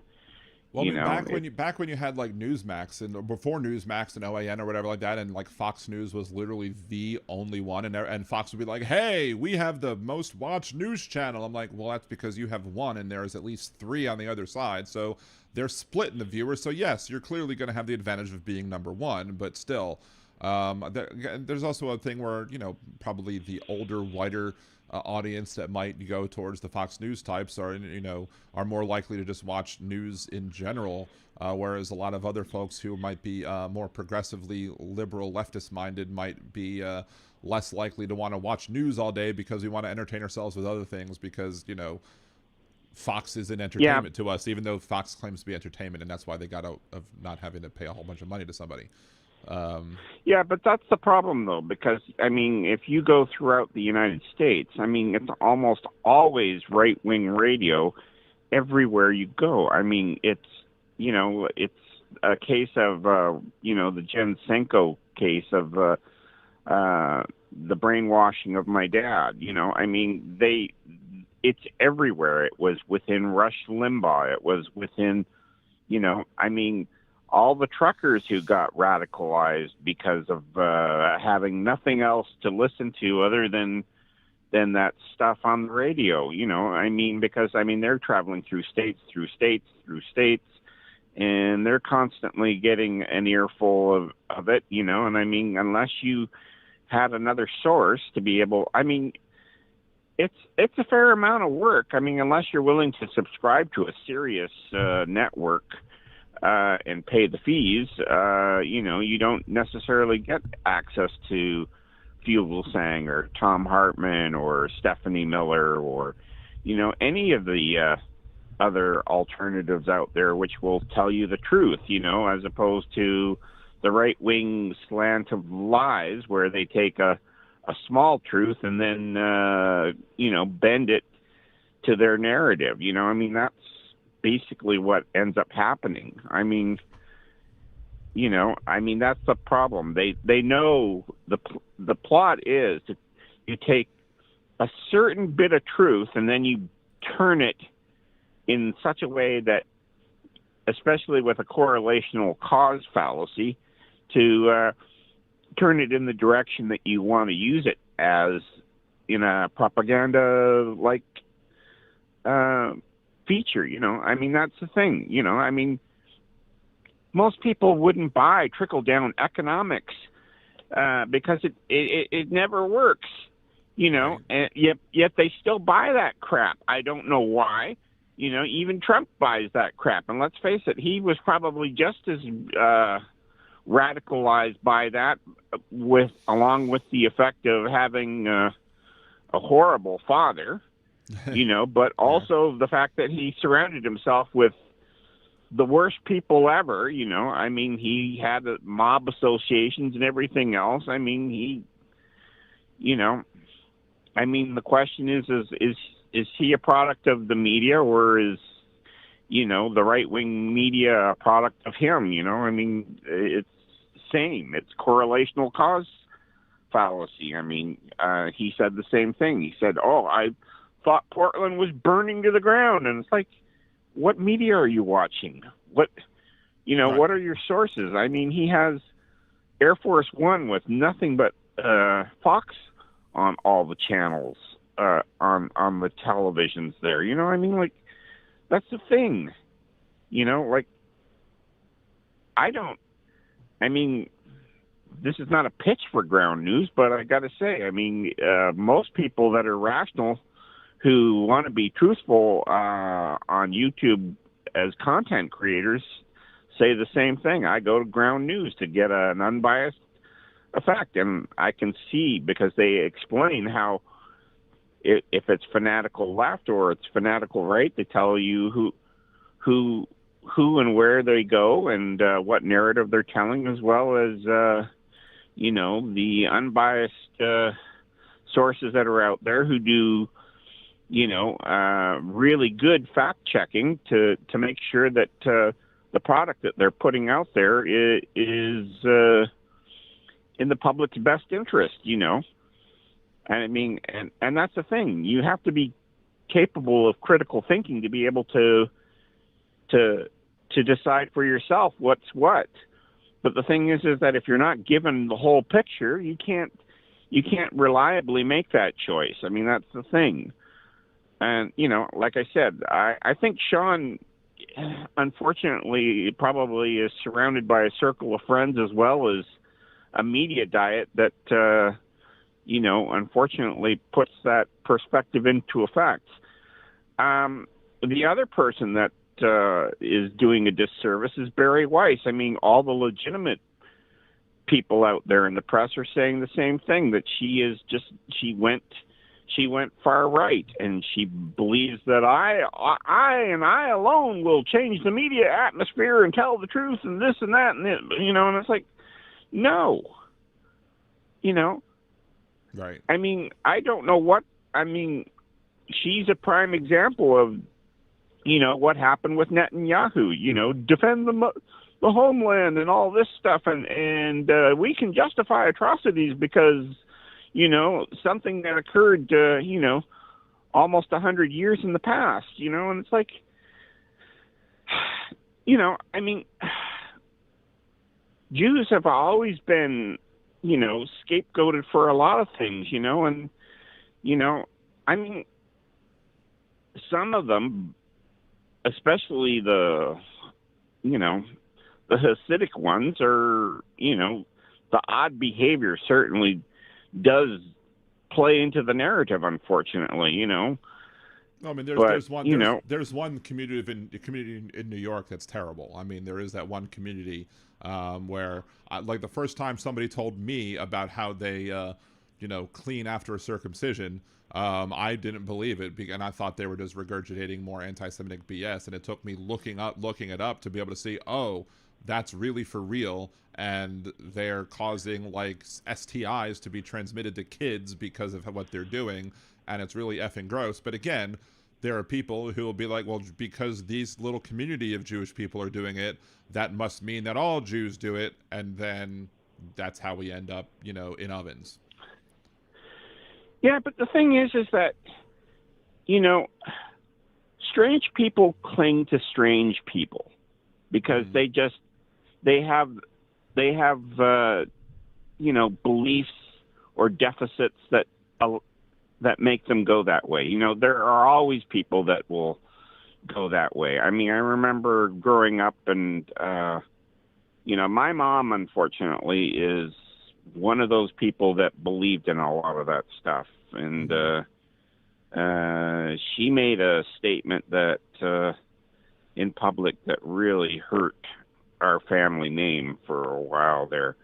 She wrote an op-ed and said something about somebody that was doing music and whatnot, and she referred to the person as a Jew, N-word, haired, and like, oh dear Lord, And they you know, published like it? I did not want to be associated with anything with my mom after that, and you know, like,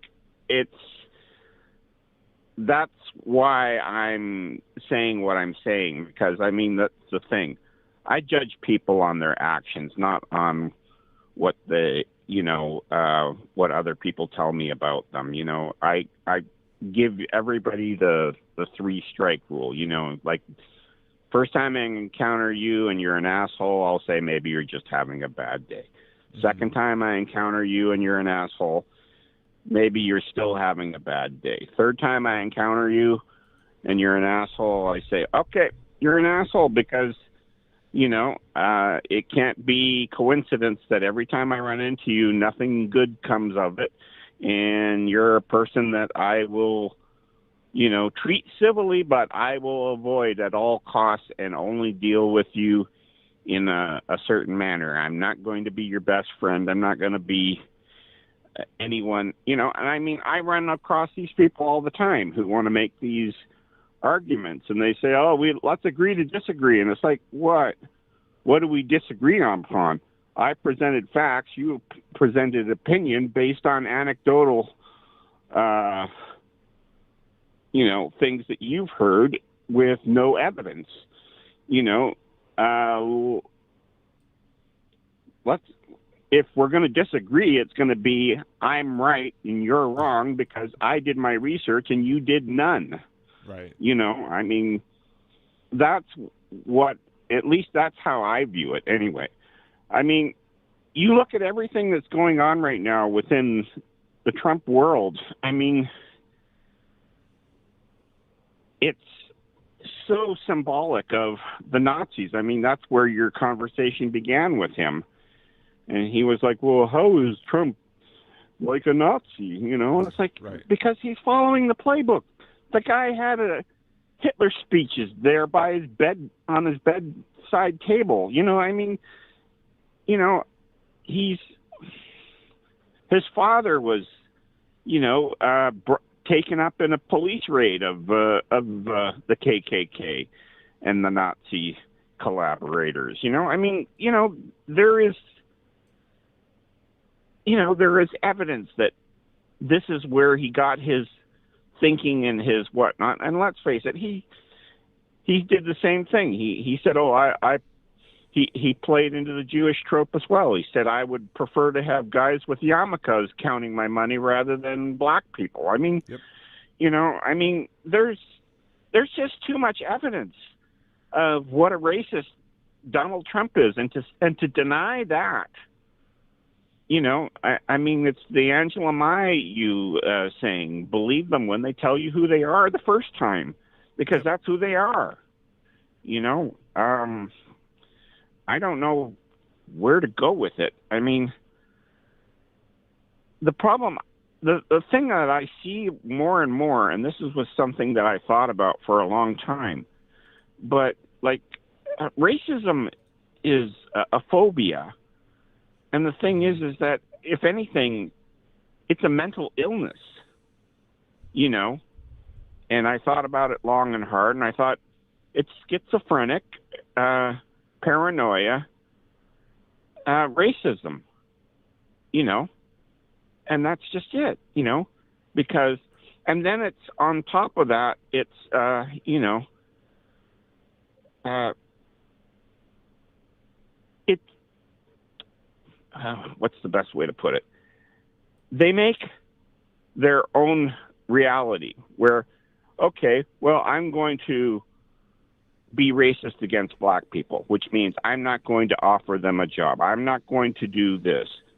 I'm going to, you know, and then, you know, black people have to survive too. And when you leave them no alternative, what ends up happening? Of course it goes to crime. You know, Well, that's I mean, one of the things that, it's not yeah, a choice. It's not a choice. It's a survival. It's a survival requirement to be able to keep breathing and living and eating and doing everything that we just take for granted within society because we have white privilege, you know, and, you know. Well, that's one of the things I talked about before. I mean, I did mention that a little bit with, you know, they created, the anti-Semites created the reality of, oh, we're going to make the Jews be the people who lend money because we can't lend money to ourselves. And then all of a sudden they start blaming us for being the money lenders. Is, well, you created that issue. You created the problem that you're now complaining about. Same thing, like a lot of the times when you have the conversations with, you know, Charlie Kirk, for example, when Charlie Kirk would go challenge people on college campuses or whatever, and Charlie Kirk would start bringing up, you know, the crimes that are committed by black people in this country. But again, it's one of those things where it's like, what is the blackness really relevant here? Or is it something, as the blackness the cause of it? Charlie Kirk would have us believe, and people who like Charlie Kirk would have us believe, yes, it's the blackness that's to blame.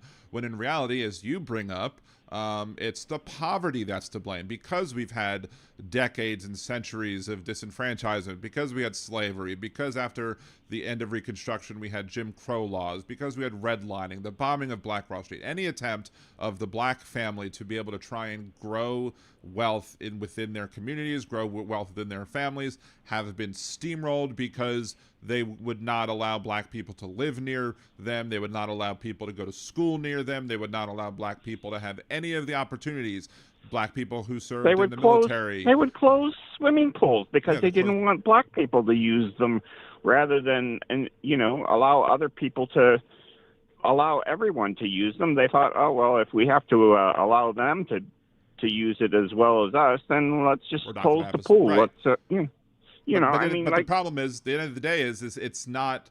It's the fact that all of those situations didn't cause black people to be violent or be criminals. It caused black people to be more likely to be disproportionately poor, and poor people are the ones who commit more crime. So it has nothing to do with their skin color. It has to do with the fact that they're living in poverty. And when you're living in poverty, you have more likely to then try, you know, have to say, okay, well, I now have to survive, so now I'm going to commit crime to try and survive because you've given me no other options. Again, it's not because they're black, it's because they're poor, because they're living in poverty, which is causing them to, you know, go and do things that are, you know, either morally questionable, if not illegal. But again, their blackness the only reason their blackness comes into play is because of the history of how we've marginalized and oppressed black people in this country, and have, as such, made it so that black people are disproportionately poor. So that's why that comes into play. But if you talk to the people like Sean or whatever, he might say, well, it's because they're black. No, it's because they're poor, and that's one of the reasons why Charlie Kirk did so well, is because the way he would make those arguments, and the people who would agree with those, because, you know, they're racist, would be like, yep, there you go, Charlie Kirk is backing up what we're saying, there we go. And then he's debating, you know, people who are in college who may very well not be as well educated on how to best debate, and as such they can't bring up those points to these people. That's why the whole idea that Charlie Kirk went into the lion's den was disingenuous. If he would have went and debated professors, then maybe that would have been a different thing, but he would have lost miserably, most likely, when it came to that, and that's why he would have never done that. So anyway. Yeah, but that's the thing. I mean, racism is basically based on a self-fulfilling prophecy, because you keep the person down, you give them no other alternative than to resort to the extremes that they have to resort to survive, and then you can continue the narrative, and you can go, oh, but I'm righteous and I'm whatever, and it's like, yeah, you caused the problem, then you complain about the problem, and then you take credit for solving the problem by persecuting even more. I mean, there's a reason why black people get pulled over more often than not. There's a reason why cops are majority white and do all this stuff. There's a reason why all the questions are set that when a cop approaches your car, it's an entrapment procedure where it's like you have to watch your words and you have to follow the script in a certain way to limit the personal interaction with the cop, because they ask leading questions because they want to get a confession from you, so that way they can financially penalize you, and to, you know, and then they're held up as the virtuous truth, and it's like, no, the cops are professional paid liars. They don't have your best interest at heart. They are only there to basically fund the police department as well as the municipal, coffers, and that's the thing. They don't serve and protect anymore. They abuse, accuse, and, financially penalize more so than anything else. I mean, there are exceptions to the rule, but, let's face it, most of them do the psychobabble stuff, and it's basically psychopathic behavior, because they're constantly trying to utter something that they can turn around and then get you, and then when you think, I didn't say that, and then you get argumentative with them, then they go, oh, turn around, I feel threatened, I have to get my gun out and put you in handcuffs, and then, and put you through the ringer. And then in order for you to prove your innocence, you will have to, use the whole system and go out of pocket completely and whatnot, and I mean, that's the thing. The only great equalizer that's come out of this generation has been the use of cell phones and people being able to record their encounters with the police, so that way it's not just their side, and the same thing, I mean, that was part of what the body cams was about. So that way police knew that they were going to be held accountable for their behavior as well. But the problem is that the corruption comes from the very top. The supervisors know that they're out there pulling this shit right, left, and center. In fact, they're encouraged to do it because it comes directly from the top. Yep.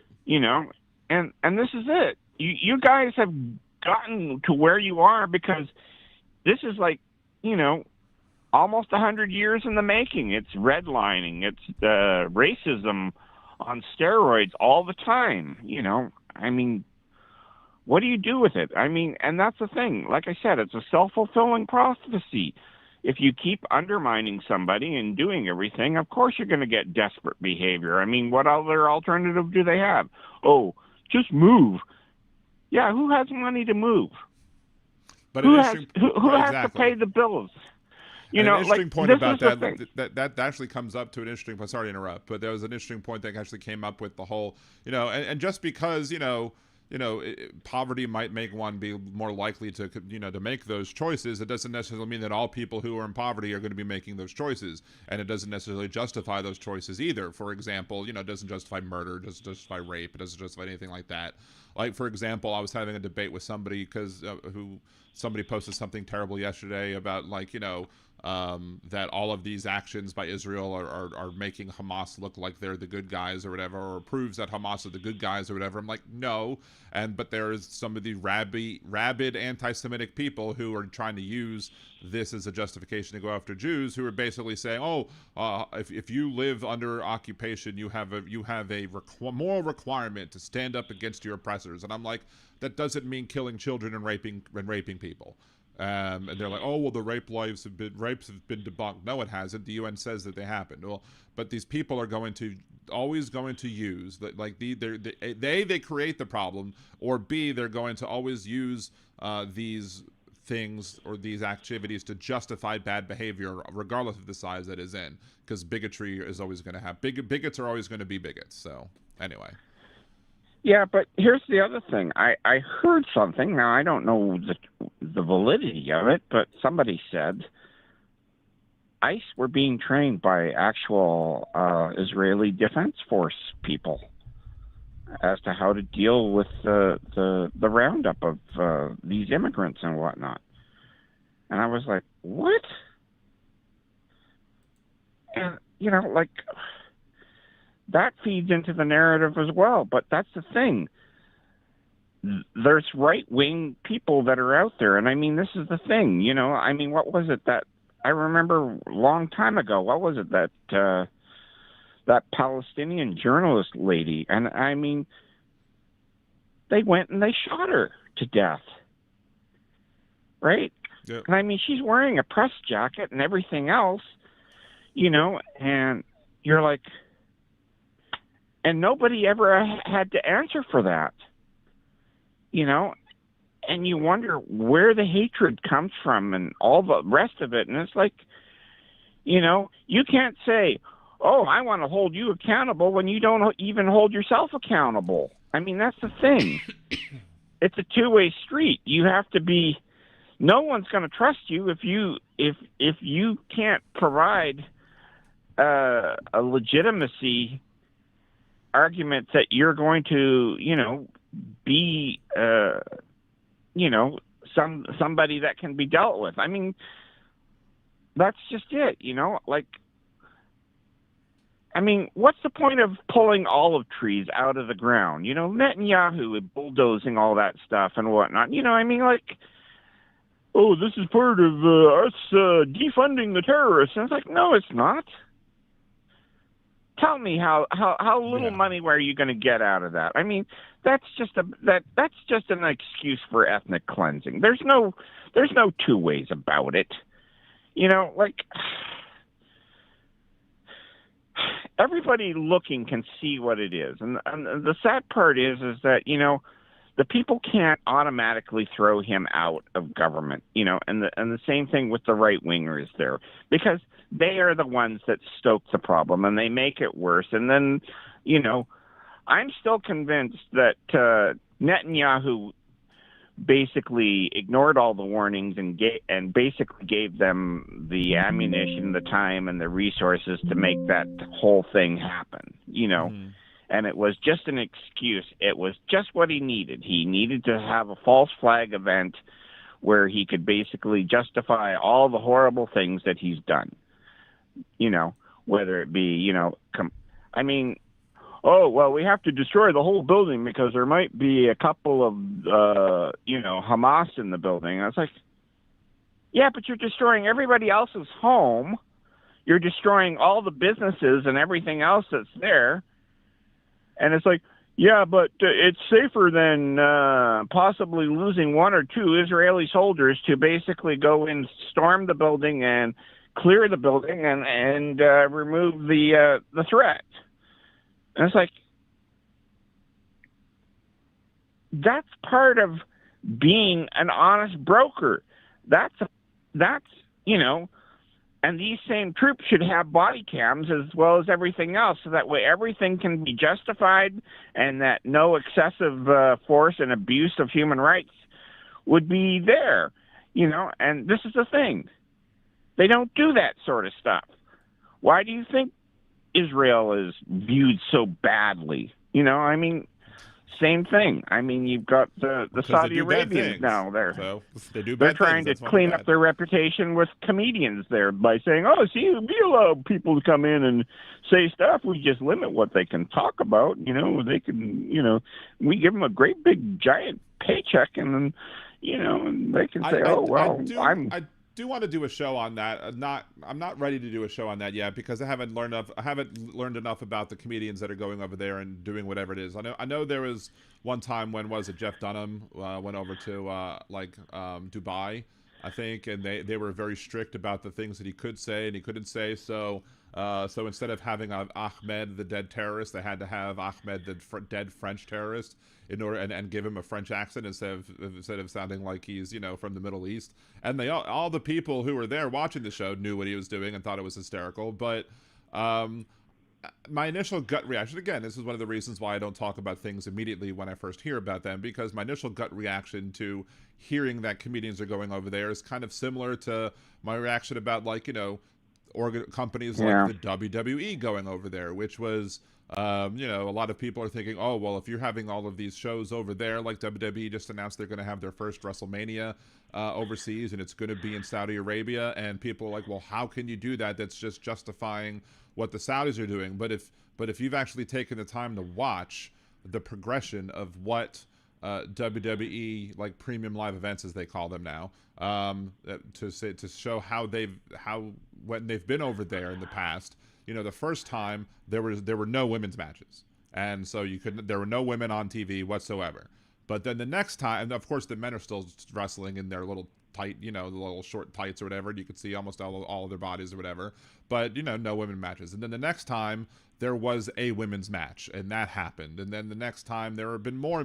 Then one other time there were women main eventing the match, and while the women are having to dress in specialty outfits that cover everything from their neck down to their ankles, it's still very tight outfits. There's nothing that's left to the imagination, but still, the fact that they are bringing in more and more of this, quote, culture, you could call wrestling culture, I mean, put as many grains of salt as you want with that, it potentially has the possibility of getting the people to be like, okay, well, maybe these things aren't so bad, and as such, maybe it's giving them the opportunity to kind of move the population away from these extremist views, and being able, so maybe the people who are in charge, and I'm gonna, again, won't hold my breath on this one, but maybe the people that are in charge are, trying to kind of ease the populace more towards a more moderate stance on things. Now, is this going to happen? Will this happen? I don't know. Well, they love westernized goods. That's the thing. They love the luxury items and whatnot, because they've basically got a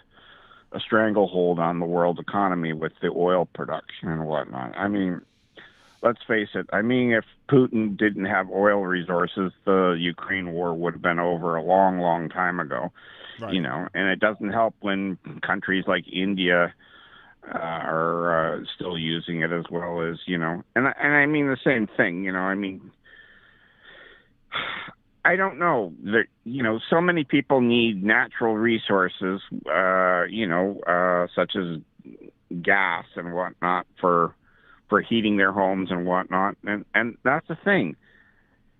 Russia could do a lot better. They could use their natural resources and put it into public services with the people and whatnot. But instead they went the oligarchy route, And the funny part of it is that initially Gorbachev wanted to go the Sweden model of government and ruling and the system. And George Bush, of all people, insisted that they go the other way, and that they adopt the American oligarch system and, do the pretend democracy initiative, and that's the thing. The Bushes are not good people. And in fact, George Bush should be, he's listed as a war criminal. I mean, that's just it. He can't travel outside of the U.S. except without secret security, and doing all the other stuff and whatnot. And I mean, that's just it. We proclaim to be something great, but every time we elect a Republican president, we get murkier and murkier, and we lose more and more of our protected freedoms, whether it be the Patriot Act or all the other stuff. I mean, now all of our communications are completely monitored and being cataloged, and we're being, written up as determine what kind of a threat we are to the Republican establishment. I mean, that's a pretty fucking dystopian 1984 way of the world, and Republicans say, "Oh, don't call us Nazis, don't call us," and it's like, you guys have done it, right? You've don't created the Nazi. You've created the Nazi narrative. The narrative where everybody ratted everybody else out and whatnot. And that's the thing. You guys, maybe there are some good people amongst you, but let's face it, you all rat each other out and you go, oh, well, you have to go along to get along, this sort of thing. And it's like, get along with what? Oh, the racist doctrine that we embrace that, and whatnot. And it's like, I'm like, no. You're incapable of thinking for yourself, and you're incapable of, wanting better for everyone. And it's not just yourself. That's just it. They all go to the selfish desire of, oh, I just want everything for myself. And it's like, what about the whole community? There's a reason they say, a rising tide lifts all boats, and that's the thing. And the Republicans keep beating the dead horse with their economic theories and whatnot, and nothing ever gets better. The only thing that ever lifts them up is when corporations go into their states and basically take advantage of the tax breaks. Right. And even then, they get the minimal amount of good that comes from it, because guess what? They don't have to pay union wages. They don't have to do this. They don't have to do that. They have far less regulatory bodies making sure that they're actually following standards, and that's the thing. Society doesn't get any better. It just gets downgraded, and we just accept it as, well, that's the way life goes. And it's like, no, it's not how life goes. It's a choice of how life goes. You either make life better for everyone, or you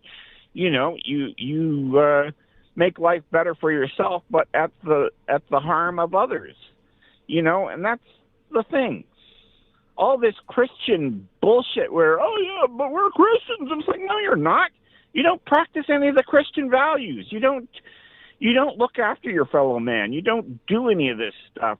You shouldn't see color or whatnot. There's all this sort of bullshit that's out there. Oh, well, we're going to ban books. And it's like, you're going to ban thinking? Right. And they go, oh, but we're not Nazis. And it's like, Nazis burn books too. Right. Hello, wake up.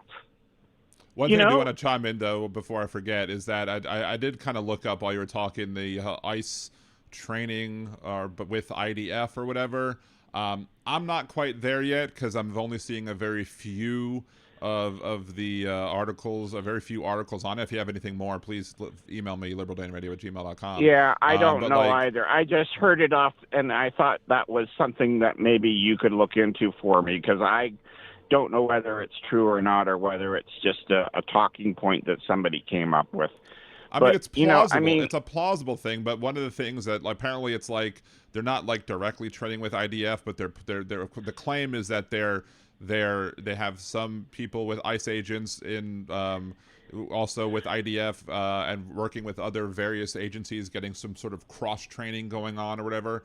I don't know, but what doesn't really make sense to me is that one of the sponsoring programs was the ADL, and it doesn't seem to me to be something that the ADL does.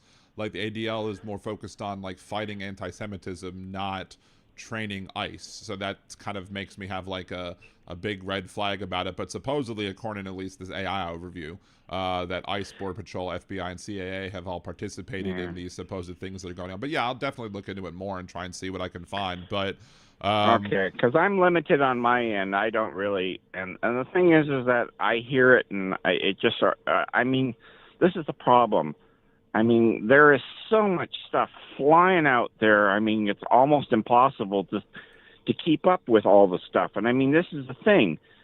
Well, Trump had 4 years. He's been doing this shit for the last 10, 12 fucking years of coming up with all this plotting and planning and, whatnot.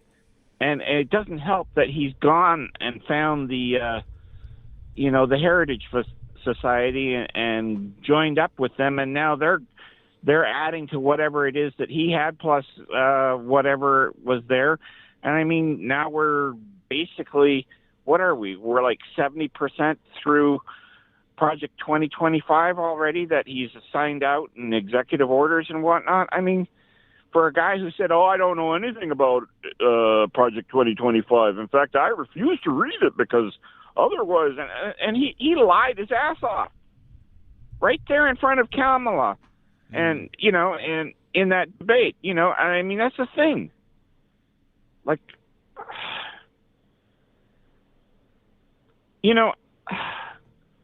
Republicans make it so difficult to live with them because they just, everything is a lie, and they want to fight, and they want to fight. And that's the thing. They enjoy the fight. They don't enjoy cooperation. They're, it's whoever dies with the most toys wins philosophy with them, and it's, they can see poverty and people suffering all around them, and they don't step up to do anything,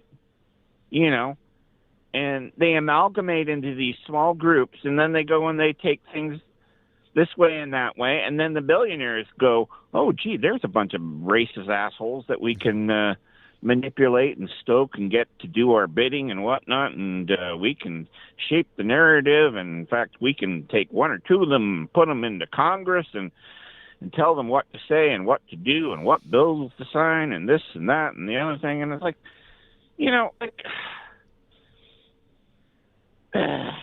I agree with you with the frustration. Anyway, I want to talk about a couple of things for the show. Anything else you want to talk about real quick before anything else to say before I let you go? Not really, other than I'm sorry that I can't be more positive, and I really wish everybody well. I think if I've given some people some food for thought, then I've accomplished my mission in life when I call in to your show, Dan. I enjoy chatting with you and everything else. I wish things were better, but unfortunately, until the majority decides that they want to participate in voting to set things right. And the other thing is you can't say, "Oh, well, we'll excuse it this time" anymore. There has to be accountability, because otherwise they are going to come back and make things even worse. And what we think right now is a nightmare will be, something that's, it will pale in comparison to what they will do the next time they get into power and whatnot. Because that's the thing. They don't stop. They just keep going further and further. They keep testing the boundaries. I mean, if you don't automatically object and use the powers of Congress to stop Trump dead in his tracks, guess what? He takes it as, "Oh, that's a sign that I can keep going further and further and further," And, protests aren't going to be enough to make it stop, unfortunately, So, unless you get them all out of power within the government and put, truthful, honest people who have the public interest at heart, things are going to get a lot worse. Yep. And I wish I didn't have to leave it on that pessimistic note, but that's the way I see it. Well, I agree. Unfortunately, I agree with you. Which wish I could bring some sort of magical ray of light that could cheer us all up. But unfortunately, with President Trump as our Führer, I don't see that happening. But anyway, thank you so much for calling in. Always good to have you. Okay, and thank you for the service you provide, Dan. You're putting good out into the world, and you're making people think, and that's the thing. We need more of you guys out there, to keep the spirit of decency alive. And that's part of why I started watching you and appreciate having the ability to call in. And I mean, we don't necessarily agree on everything, but we agree on most stuff, and in the end, we both know that we're serving the public for good, so. Exactly. Well, thank you. So the way I look words at like that are one of the reasons that keep me going, even when I get frustrated at, stagnated growth on subscriptions or whatever, and me not being able to get more than like the 1,200-1,300 whatever that I have, but it's comments like that make me keep wanting to go, because of folks like you who do appreciate what I do. So I thank you so much, and I appreciate you for calling in and also bringing in other viewpoints. So you have a good rest of your night. Appreciate you. You as well, Dan. Take care, All right. everybody. Bye. Thank you. Bye. All right, we are going to turn off the phone lines for a second, because I do want to get to some stuff. However, if you do want to call in, make a note in the chat, and I will open it back up as well if there's time. If I do feel like I have time to do it. Do have a couple of things to do tonight before I get to bed. Although I wasn't very productive at work today, simply because of the fact that I was not feeling well today, and I just was knocked the F out for most of the day. But I'm better now. Hopefully, I'll be better in the morning as well. Alan Drifter, who mentioned earlier comments about the masked guy on Jeff C. Waters' show on Fox News, and the first time I saw the guy, I was like, that just looks like Alex Jones. I mean, it might not be Alex Jones, but that looks like Alex Jones. But let's go ahead and pop open this, and we can see two examples of somebody that Jesse Waters has had on his show, and we can decide for you. You can decide for yourself if these two are the same guys. So let's watch this real quick. It's only about a 51-second clip, so. Hold on. It's on mute. That's the problem. Here we go. Let's turn it back on and actually have it on, not on mute. Oh, not only that, but there was pressure, there was ostracization. Well, it doesn't sound like Alex Jones, so there you go. Things of that nature where, you might get into it, say, like, because you don't like bigotry in the music scene. And then later on, it's, you're going to adhere to these tenets, and you're going to say and think these ways. And if you're on the fence at all, silence is violence, and your comrades are going to become a problem for you, So, contrary to what you said, and I just want to correct you, I did not personally know Stranger. I know who he was a younger generation of Mexican mafia members. But what I do know of Stranger is, like many of us, raised in the underbelly of the street gang world in Los Angeles, Southern California. Yeah. All right there. Very similar. I don't necessarily know if maybe he's, I could do several different types of accents or whatever, but even if they are not the same person, I don't necessarily believe that it's the same. I don't believe that these are valid people. I think they're people that they're just dressing up in masks and hats to say a certain narrative that they want you to believe to be true. There's no way on earth that I believe that these people are in any way valid members of Antifa or anything else for that matter. So, yeah, that's a bit ridiculous right there. Let's see what else. Other things in the news that I wanted to talk about first. HHS hits back at former Surgeons General who wrote an op-ed saying that RFK Jr. is endangering the nation's health. So they don't like the fact that somebody's telling the truth. Department of Health and Human Services hit back at an op-ed written by the most recent 6 Surgeons General who said they wanted to warn the U.S. about the dangers of Secretary Robert F. Kennedy Jr. The op-ed, published in the Washington Post on Tuesday, called the health secretary's policies and positions an immediate and unprecedented threat to the nation's health. Statement to ABC News, HHS spokesperson Andrew Nixon said the doctors are the same people who presided over the decline in America's public health. Sure, causation versus correlation, right? They are now criticizing the first secretary to confront it head on. The statement continued, "We remain committed to restoring trust, reforming broken health system, and ensuring that every American has access to real choice. Real choice by making you have to jump through more hoops to get a vaccine that you want to take. Not forcing you to take the vaccine, but whatever." But let's see, 6 Surgeons Generals. It's our duty to warn the nation about RFK Jr. As former U.S. Surgeons General appointed by every Republican and Democratic president since George H.W. Bush, we have collectively spent decades in service of as the nation's doctor. We took 2 sacred oaths in our lifetimes, first as physicians, second as public servants. Today, in keeping with those oaths, we are compelled to speak with one voice to say that the actions of Health and Human Services Secretary Robert F. Kennedy Jr. are endangering the health of the nation. Never before have we issued a joint public warning like this, but the profound and immediate and unprecedented threat that Kennedy's policies and positions pose to the nation nation's health cannot be ignored. Despite differences in perspectives, we have always been united in an unwavering commitment to science and evidence-based public health. It is that shared principle that led us to this moment. Over recent months, we have watched with increasing alarm as the foundations of our nation's public health system have been undermined. Science and expertise have taken a backseat to ideology and misinformation. Morale has plummeted in our health agencies. Talent is fleeing at a time we face raising threats from resurgent infectious diseases to worsening chronic illnesses. Repairing the damage requires a leader who respects scientific integrity and transparency, who listens to experts, and can restore trust to the federal health apparatus. Instead, Kennedy has become a driving force behind the crisis. HHS is one of the largest civilian agencies in federal government, with a nearly $2 trillion budget and oversight of programs and agencies that touch every American family and businesses: Medicare, Medicaid, and the Centers for Disease Control and Prevention, the Food and Drug Administration, the NIH, and more. It requires steady ethical leadership grounded in science. In contrast, Kennedy has spent decades advancing dangerous and discredited claims about vaccines, most notoriously through a discredited theory that childhood vaccines cause autism. He has promoted misinformation about the HPV vaccine, which protects against cervical cancer. He has repeatedly misrepresented the risks of mRNA technology and coronavirus vaccines, despite their life-saving impact during the pandemic.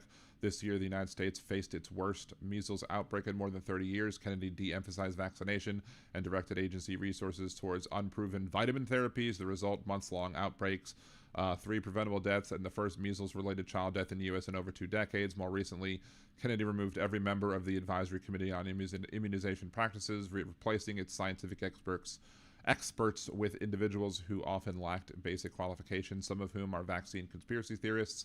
The new committee has already begun casting doubt on the hepatitis B vaccine for newborns, despite decades of data affirming the effectiveness and strong safety profile. Discrediting the vaccines undermines one of the most important public health tools in American history. Thanks to widespread immunization, we've eradicated smallpox, eliminated polio, and prevented an estimated 1.1 million deaths and 508 million infections among children born between 1994 and 2023. Operation Warp Speed, initiated under Trump, brought life-saving mRNA vaccines to the world in record time. Of course, the first one wasn't under Operation Warp Speed, and of course he had no ability or whatever to get it actually distributed. That was because of President Biden, but still, fine.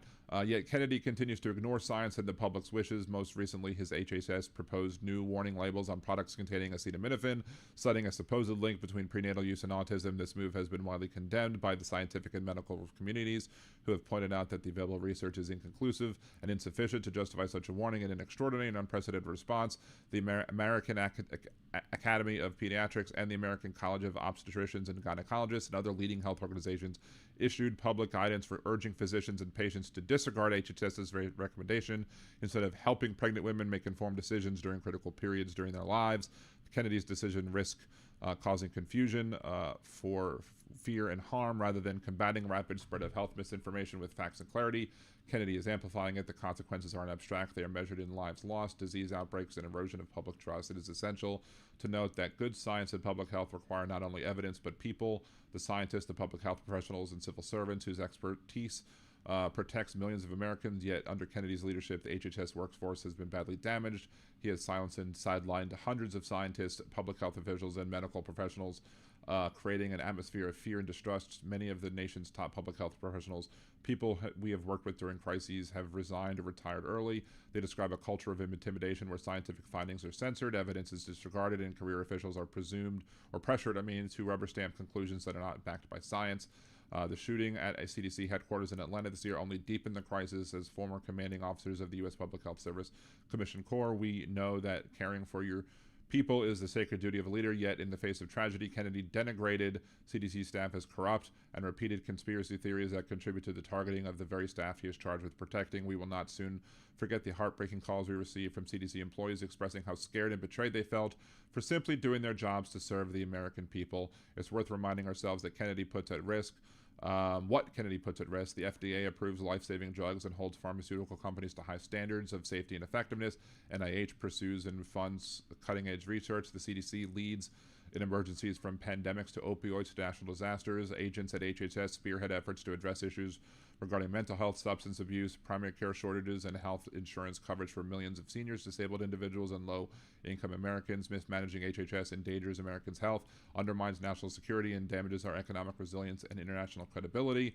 America's public health systems are essential to the well-being of the nation. We are clear-eyed about the fact that these systems need to be improved, including paying more attention to areas such as disease prevention, mental health, and chronic illness. But reform must be grounded in truth, transparency, and scientific evidence. Without this foundation, we risk not only halting progress, but reversing it, costing lives in the process. Secretary Kennedy is entitled to his views, but he is not entitled to put people's health at risk. He has rejected science, misled the public, and compromised the health of Americans. The nation deserves a Health and Human Services Secretary who is committed to his scientific integrity and can restore morale and trust in our public health agencies. Having served at senior levels in government, we know that politics are complicated, but this is bigger than politics. It's about putting the lives of Americans first. There you go. So, very important thing to go after. Let's say, truly tragic. I can't believe we're in this Trump horror show 2.0 WTF. Well, we are in it because of sexism and racism, because had the people who voted for Democrats statewide in states that mattered all voted for the same party that they voted in other elections statewide, like governor or senator, we would have President Harris right now. But we don't. Why? Because those people weren't black women. They might have been women. They might have been Hispanic. I don't think any of them were black. But, you know, they were not black women, and as such, racism and or sexism came into play into why Harris didn't carry the states that other Democrats carried statewide. One of the other things about Kennedy, and we've played this on the show before, and this is probably good for the caller Sean, who called in earlier. Let's see if we can pull this up, because there are videos with this.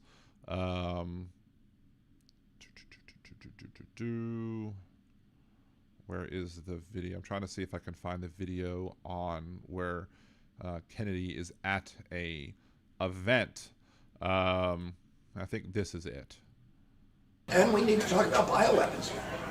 The level, I know a lot now about bioweapons because I've been doing a book on it for the past 2.5 years, and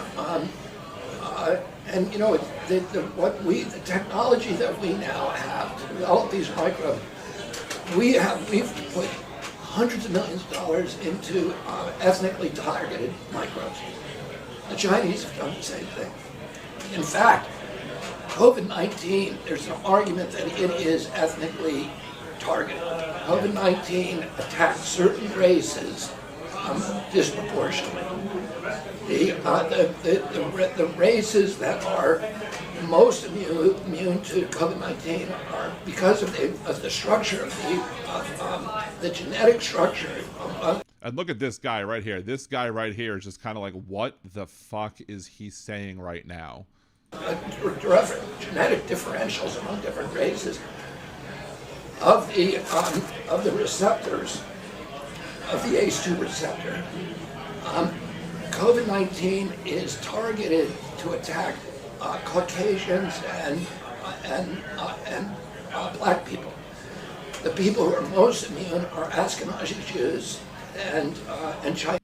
And notice, Ashkenazi Jews, the whiter of the two sets of Jews that exist, you have Sephardic and you have Ashkenazi, but Ashkenazi Jews are now not white because, you know, reasons, because we may have white privilege generally speaking, but we're always viewed as others because we're not really white.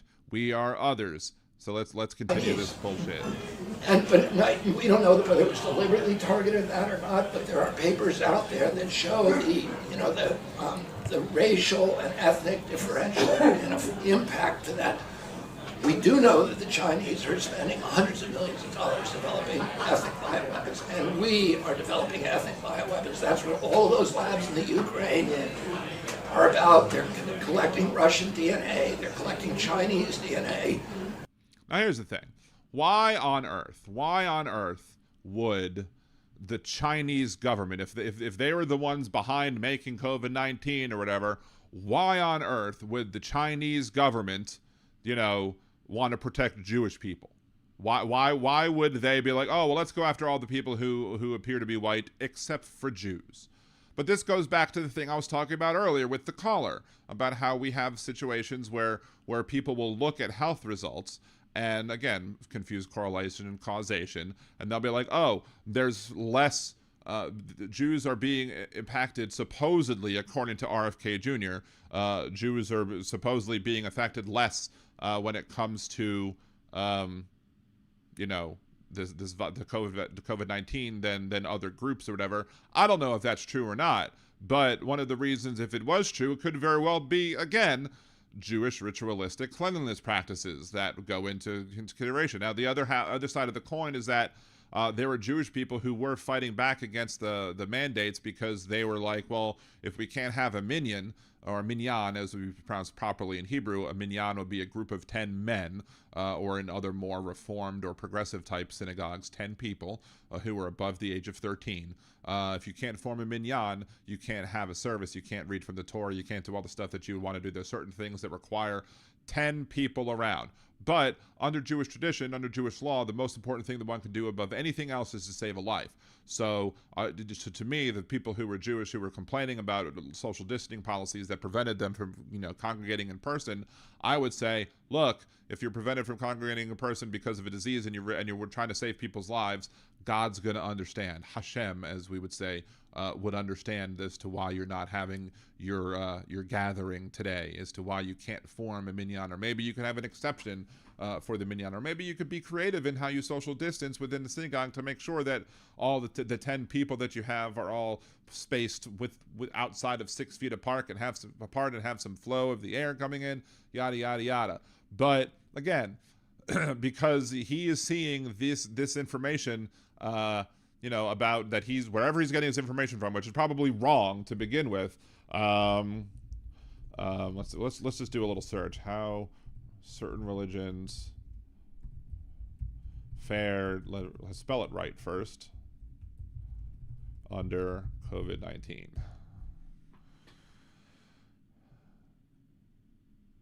Certain religious or maybe we should do COVID mortality rates. COVID mortality rates by religion might be a better one. Rates by religion.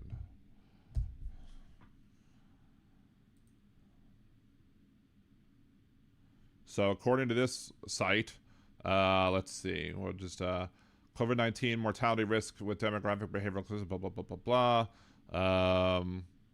Let's see. This does not actually show. Does this have any graphs or whatever? Compared with Christians, all religious groups had an elevated risk of death involving COVID-19. The largest age-adjusted were Muslim and Jewish males at 2.5 and 2.1, respectively. The corresponding HRs for Muslim and Jewish females were 1.9 and 1.5, respectively. The difference in risk between groups contracted after lockdown. Those who affiliated with no religion had the lowest risk of COVID-19 related deaths before and after lockdown. So, hey, Robert F. Kennedy, according to this abstract, according to this sort of study or whatever, is dead on wrong. He is absolutely incorrect. And Muslim and Jewish men had the highest risk mortality rates. And maybe that's because of the fact that, they were trying to go into have religious services, and they were trying to get 10 men together into a small compact area, and as such, they were more likely to die. Right? So clearly, but this information just says, you're wrong now, Secretary Kennedy. You are incorrect in saying that Jewish people were protected from COVID because of how it was designed, whether or not it was a purposeful choice or not. But all that Robert F. Kennedy was doing just there by repeating his nonsensical babble that he wants to raise about how the vaccines targets people, all that does is it cause people to have mistrust in Jewish people, because the people who he's talking to, the people who he's trying to reach out to, already hated the Chinese people and were committing acts of hate crimes and other acts of hate against Chinese folks simply because of the fact that, the virus came from China. So therefore, if it came from China, all Chinese people must be bad, right? Same sort of logic as the whole, well, Jews control the media because some Jews are in charge of media conglomerates or whatever. But all this ends up doing, and maybe this could have been made into a very special episode of Liberal Dan Radio, Living Life as a Jew, Part 2, Electric Boogaloo. It just continues to perpetuate the hate against us because people will hear this stuff and be like, oh, that's why, and then start hating us even more. So, anyway. Let's see, anything else that I missed in the chat? Yes, Susie, the Kennedy clan that disavowed him says it all exactly. See, Terry Taylor, though, I do think there were shenanigans by Trump, Elon, and Republican con-rug states in the 2024 election. If every single eligible voted in every election, we wouldn't be here. That's correct. That's true. But it tends to. But I blame sometimes a little bit of the Democrats on this, and more so because of how the Democrats just don't view things properly. Look at what happened in the previous governor's race in the state of Louisiana. We had a situation, and I'm actually going to be going to. I'm wondering if I can get any good clips from this, but I'm actually potentially going to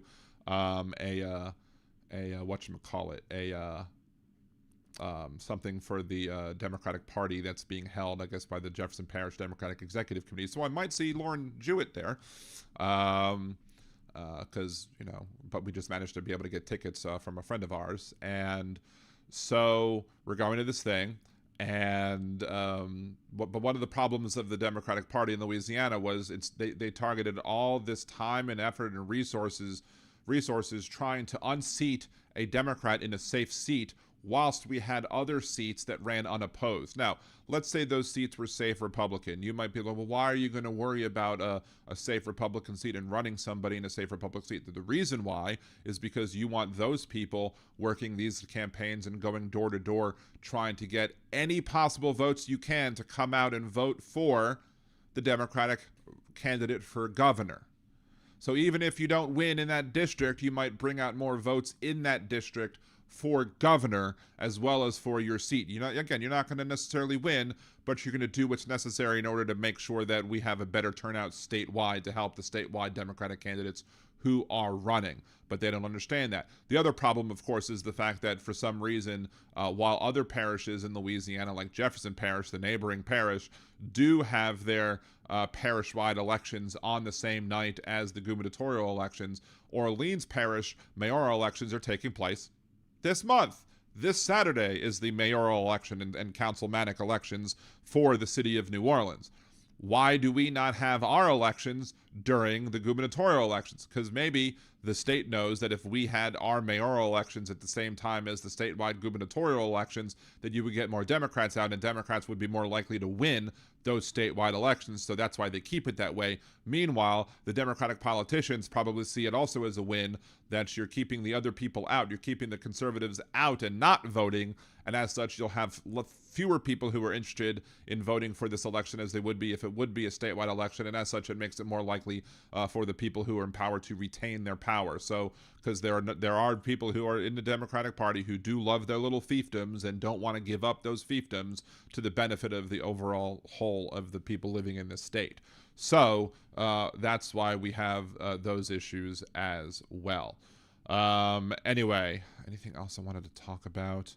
The central witness undermines case against James Comey. Prosecutors concluded, sources say. Federal prosecutors investigating former FBI Director James Comey for allegedly making false statements to Congress determined that a central witness in their probe would prove problematic and likely prevent them from establishing their case to a jury. Sources familiar with their findings told ABC News. Comey, who pled not guilty in his arraignment Wednesday, was indicted last month on charges of making false statements and obstruction relating to 2020 testimony before the Senate Judiciary Committee. But Justice Department officials have privately expressed that the case could quickly unravel under the scrutiny of a federal judge and defense lawyers. Daniel Richman, a law professor who prosecutors allege Comey authorized to leak information to the press, told investigators that former FBI director instructed him to not engage with the media on at least 2 occasions and unequivocally said Comey never authorized him to provide information to a reporter anonymously ahead of the 2016 election.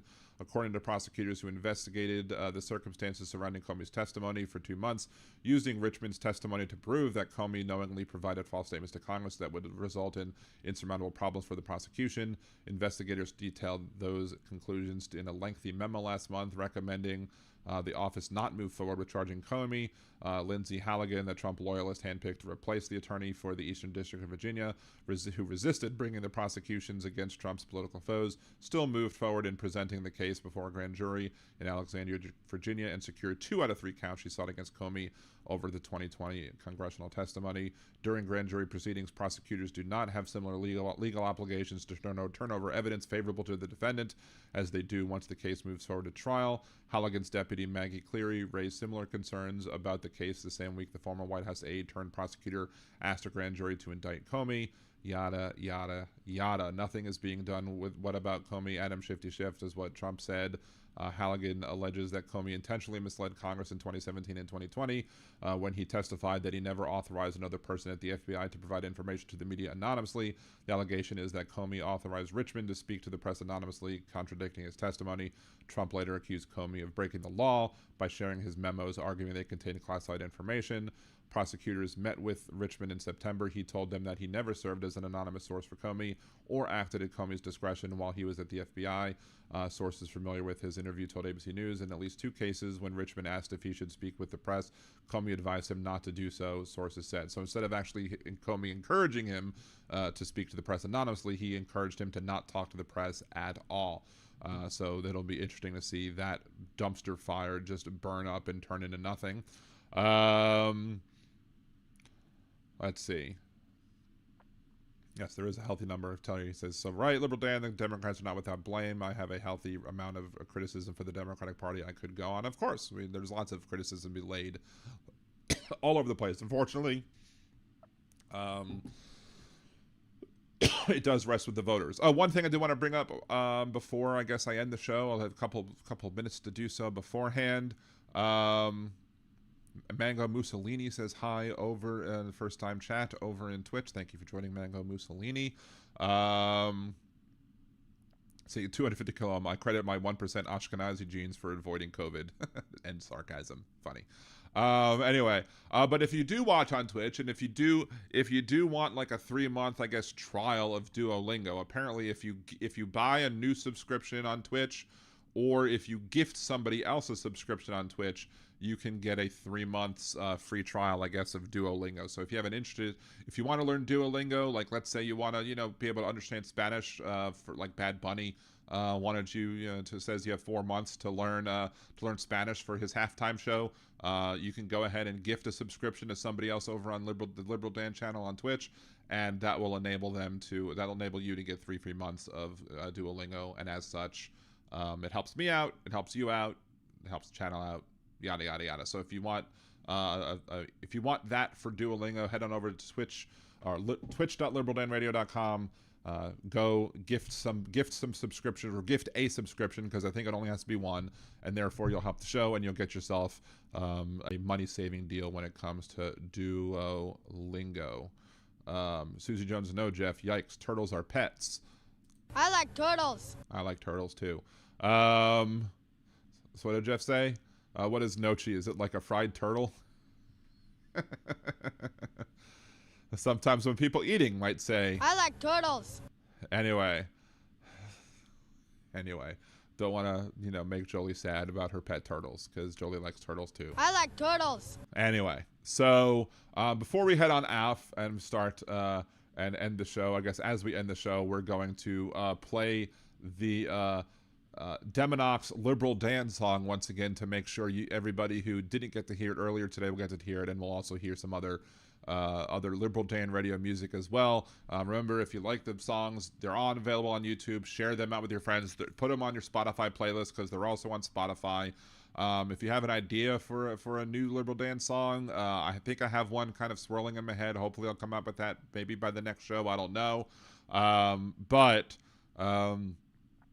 That's how I came up with one of the songs about someone said, make a song about Donald Trump's calling everything a hoax, and well, that's why we have the new A Hoax song, which I'll play after the Demonox song. But again, thank y'all very much. If you want to support the show, you can Venmo Liberal Dan on Venmo. You can go to buymeacoffee.com/liberaldanradio, or go to liberaldan.com, click the Buy Me a Cider button, and that way you can do a one-time contribution and see your notification pop up on most of the chat stuff. I don't know if it's on this one yet.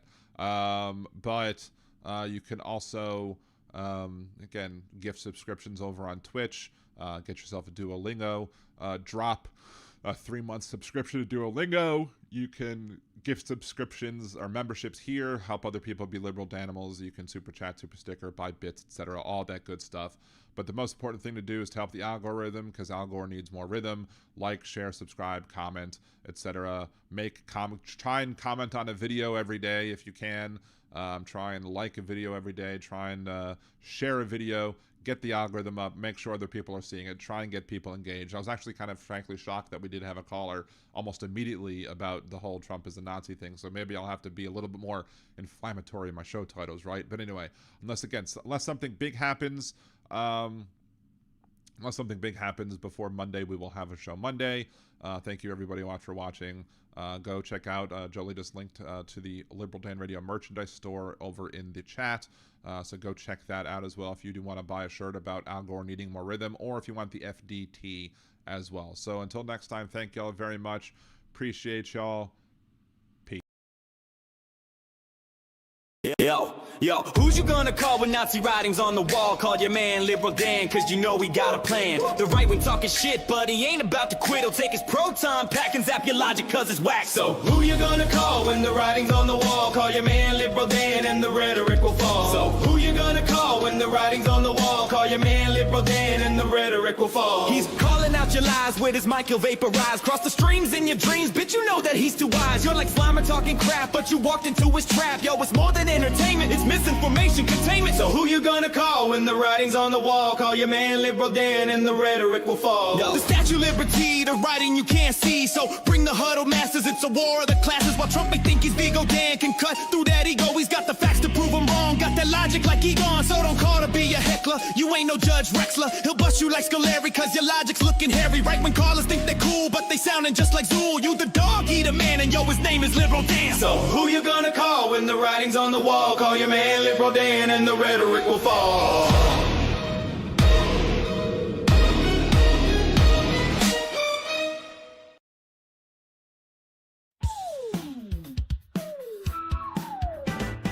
Gather round everyone and I'll tell you a tale about an orange-faced buffoon who should be in a jail. When people say he's done something that goes beyond the pale, he will shake his head and give this answer without fail. A hoax, he says it's all a hoax. When at a press conference or with misspelled keystrokes, he says he tells no lies and that he never jokes. Confronting with the truth, he'll say it's all a hoax.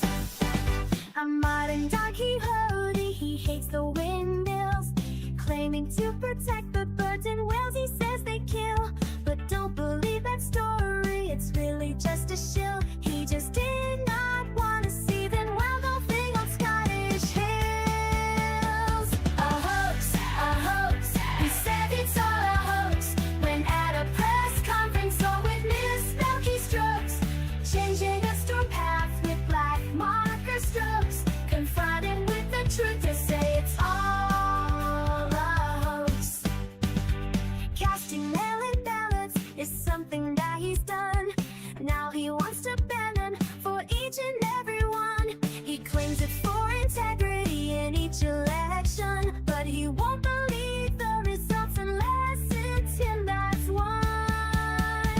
A hoax, he says it's all a hoax. When at a press conference or with misspelled keystrokes, they'll fool you with distractions like real sugar in Cokes. Confronting with the truth, he'll say it's all a hoax. He promised to release all the Epstein files that caused all the MAGA base to react with smiles. But how long has he put it off? It sure has been a while, and now he's calling this a hoax, protecting pedophiles. A hoax, he says it's all a hoax. When at a press conference or with misspelled keystrokes, he'll keep on gaslighting up until he croaks. Confronted with the truth, he'll say it's all a hoax.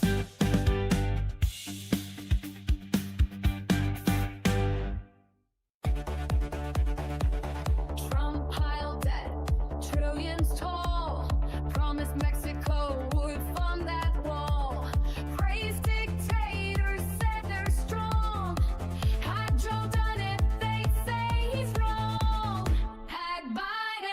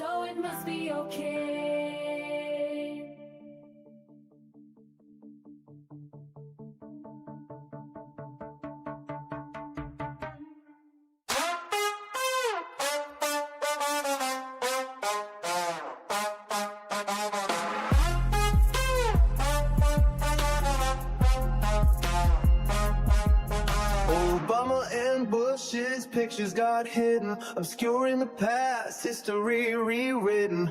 Hung in a hallway where no door can see, confirming his unending fragility. If Trump can't see it, you must not exist. That also includes the Epstein list. Object permanent, a milestone missed. If Trump can't see it, he must not exist. Stop the testing was the line that he said. Hundreds of thousands needlessly dead. Now HHS is run by brainworm quack, hiding the truth behind his back. If Trump can't see it, it must not exist. That also includes the Epstein list. An administration run by narcissists. If Trump can't see it, it must not exist.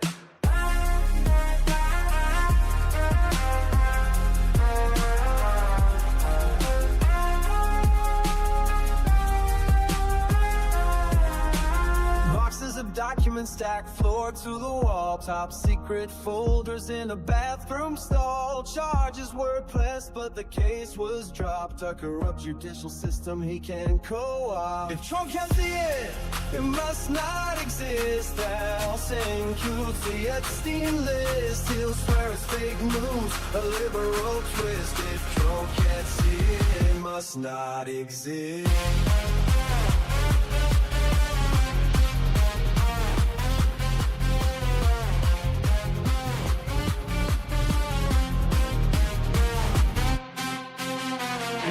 Downtown tents lining the street. Invisible people that power won't meet. Hide them away so the cameras can't find it. Proof of a system that's cold and unkind. Of chaotic secret and NDA sign. An illegal bribe, Michael Cohen fine. Trump got fined too over his gag order, but she didn't gag cause he was much shorter. It must not exist. That also includes the Epstein list. We can't let him win, we must resist. If Trump can't see it, it must not exist.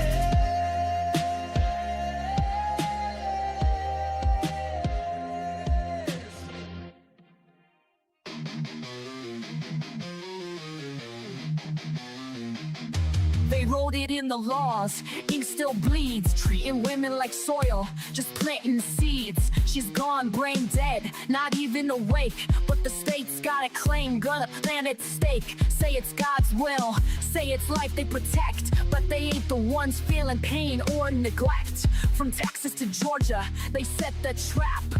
Rights roll back while they smile and clap. Gilead's here, this is true. Hey MAGA fools, they'll come for you too. So I'm gonna jet, see you later. I'm not gonna be a baby incubator.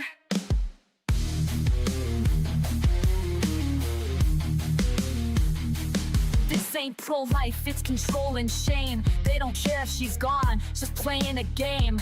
Keep her hooked to machines, cold and still. Just a vessel to them, not a human with will. No consent, no voice, no chance to resist. Just laws in place, written with a clenched fist. Hospitals scared, judges playing God. Bodies ain't temples, just state-owned pods. Gilead's here, this is true. Hey MAGA fools, they'll come for you too. So I'm gonna jet, see you later. I'm not gonna be a baby incubator. Bands in the dark, they don't care who it kills. Sacking courts while they strip out all of your wills. But we'll fight back, march loud, burn bright. Cause this ain't the end, it's the start of the fight. Gilead's here, ain't no grace. And those leopards are coming to eat your face. So I'm gonna jet, see you later. I'm not gonna be a baby incubator. Not gonna be a baby incubator. Not gonna be a baby incubator.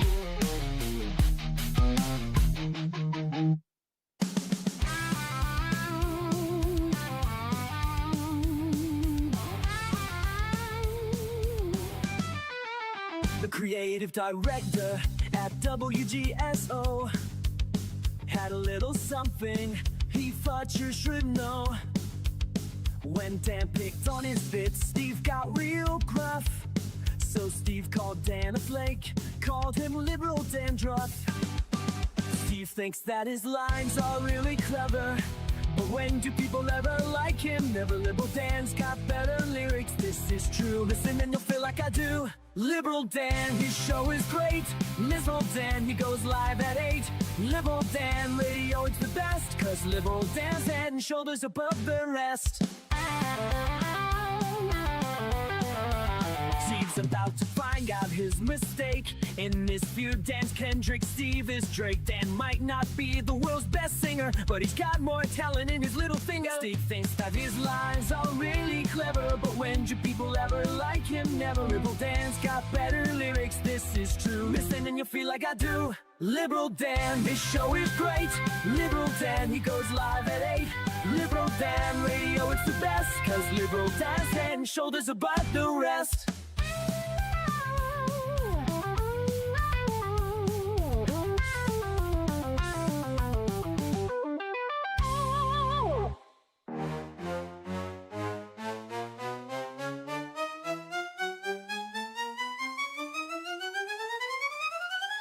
First you get down on your knees, fiddle with your rosaries, bow your head with great respect, and genuflect, genuflect, genuflect,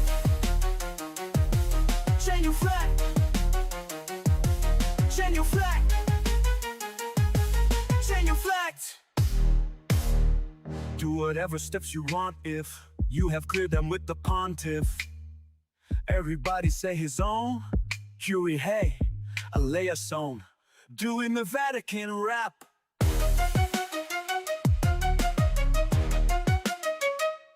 Get in line in that processional, step into that small confessional. They're the guy who's got religional, tell you if your sin's original.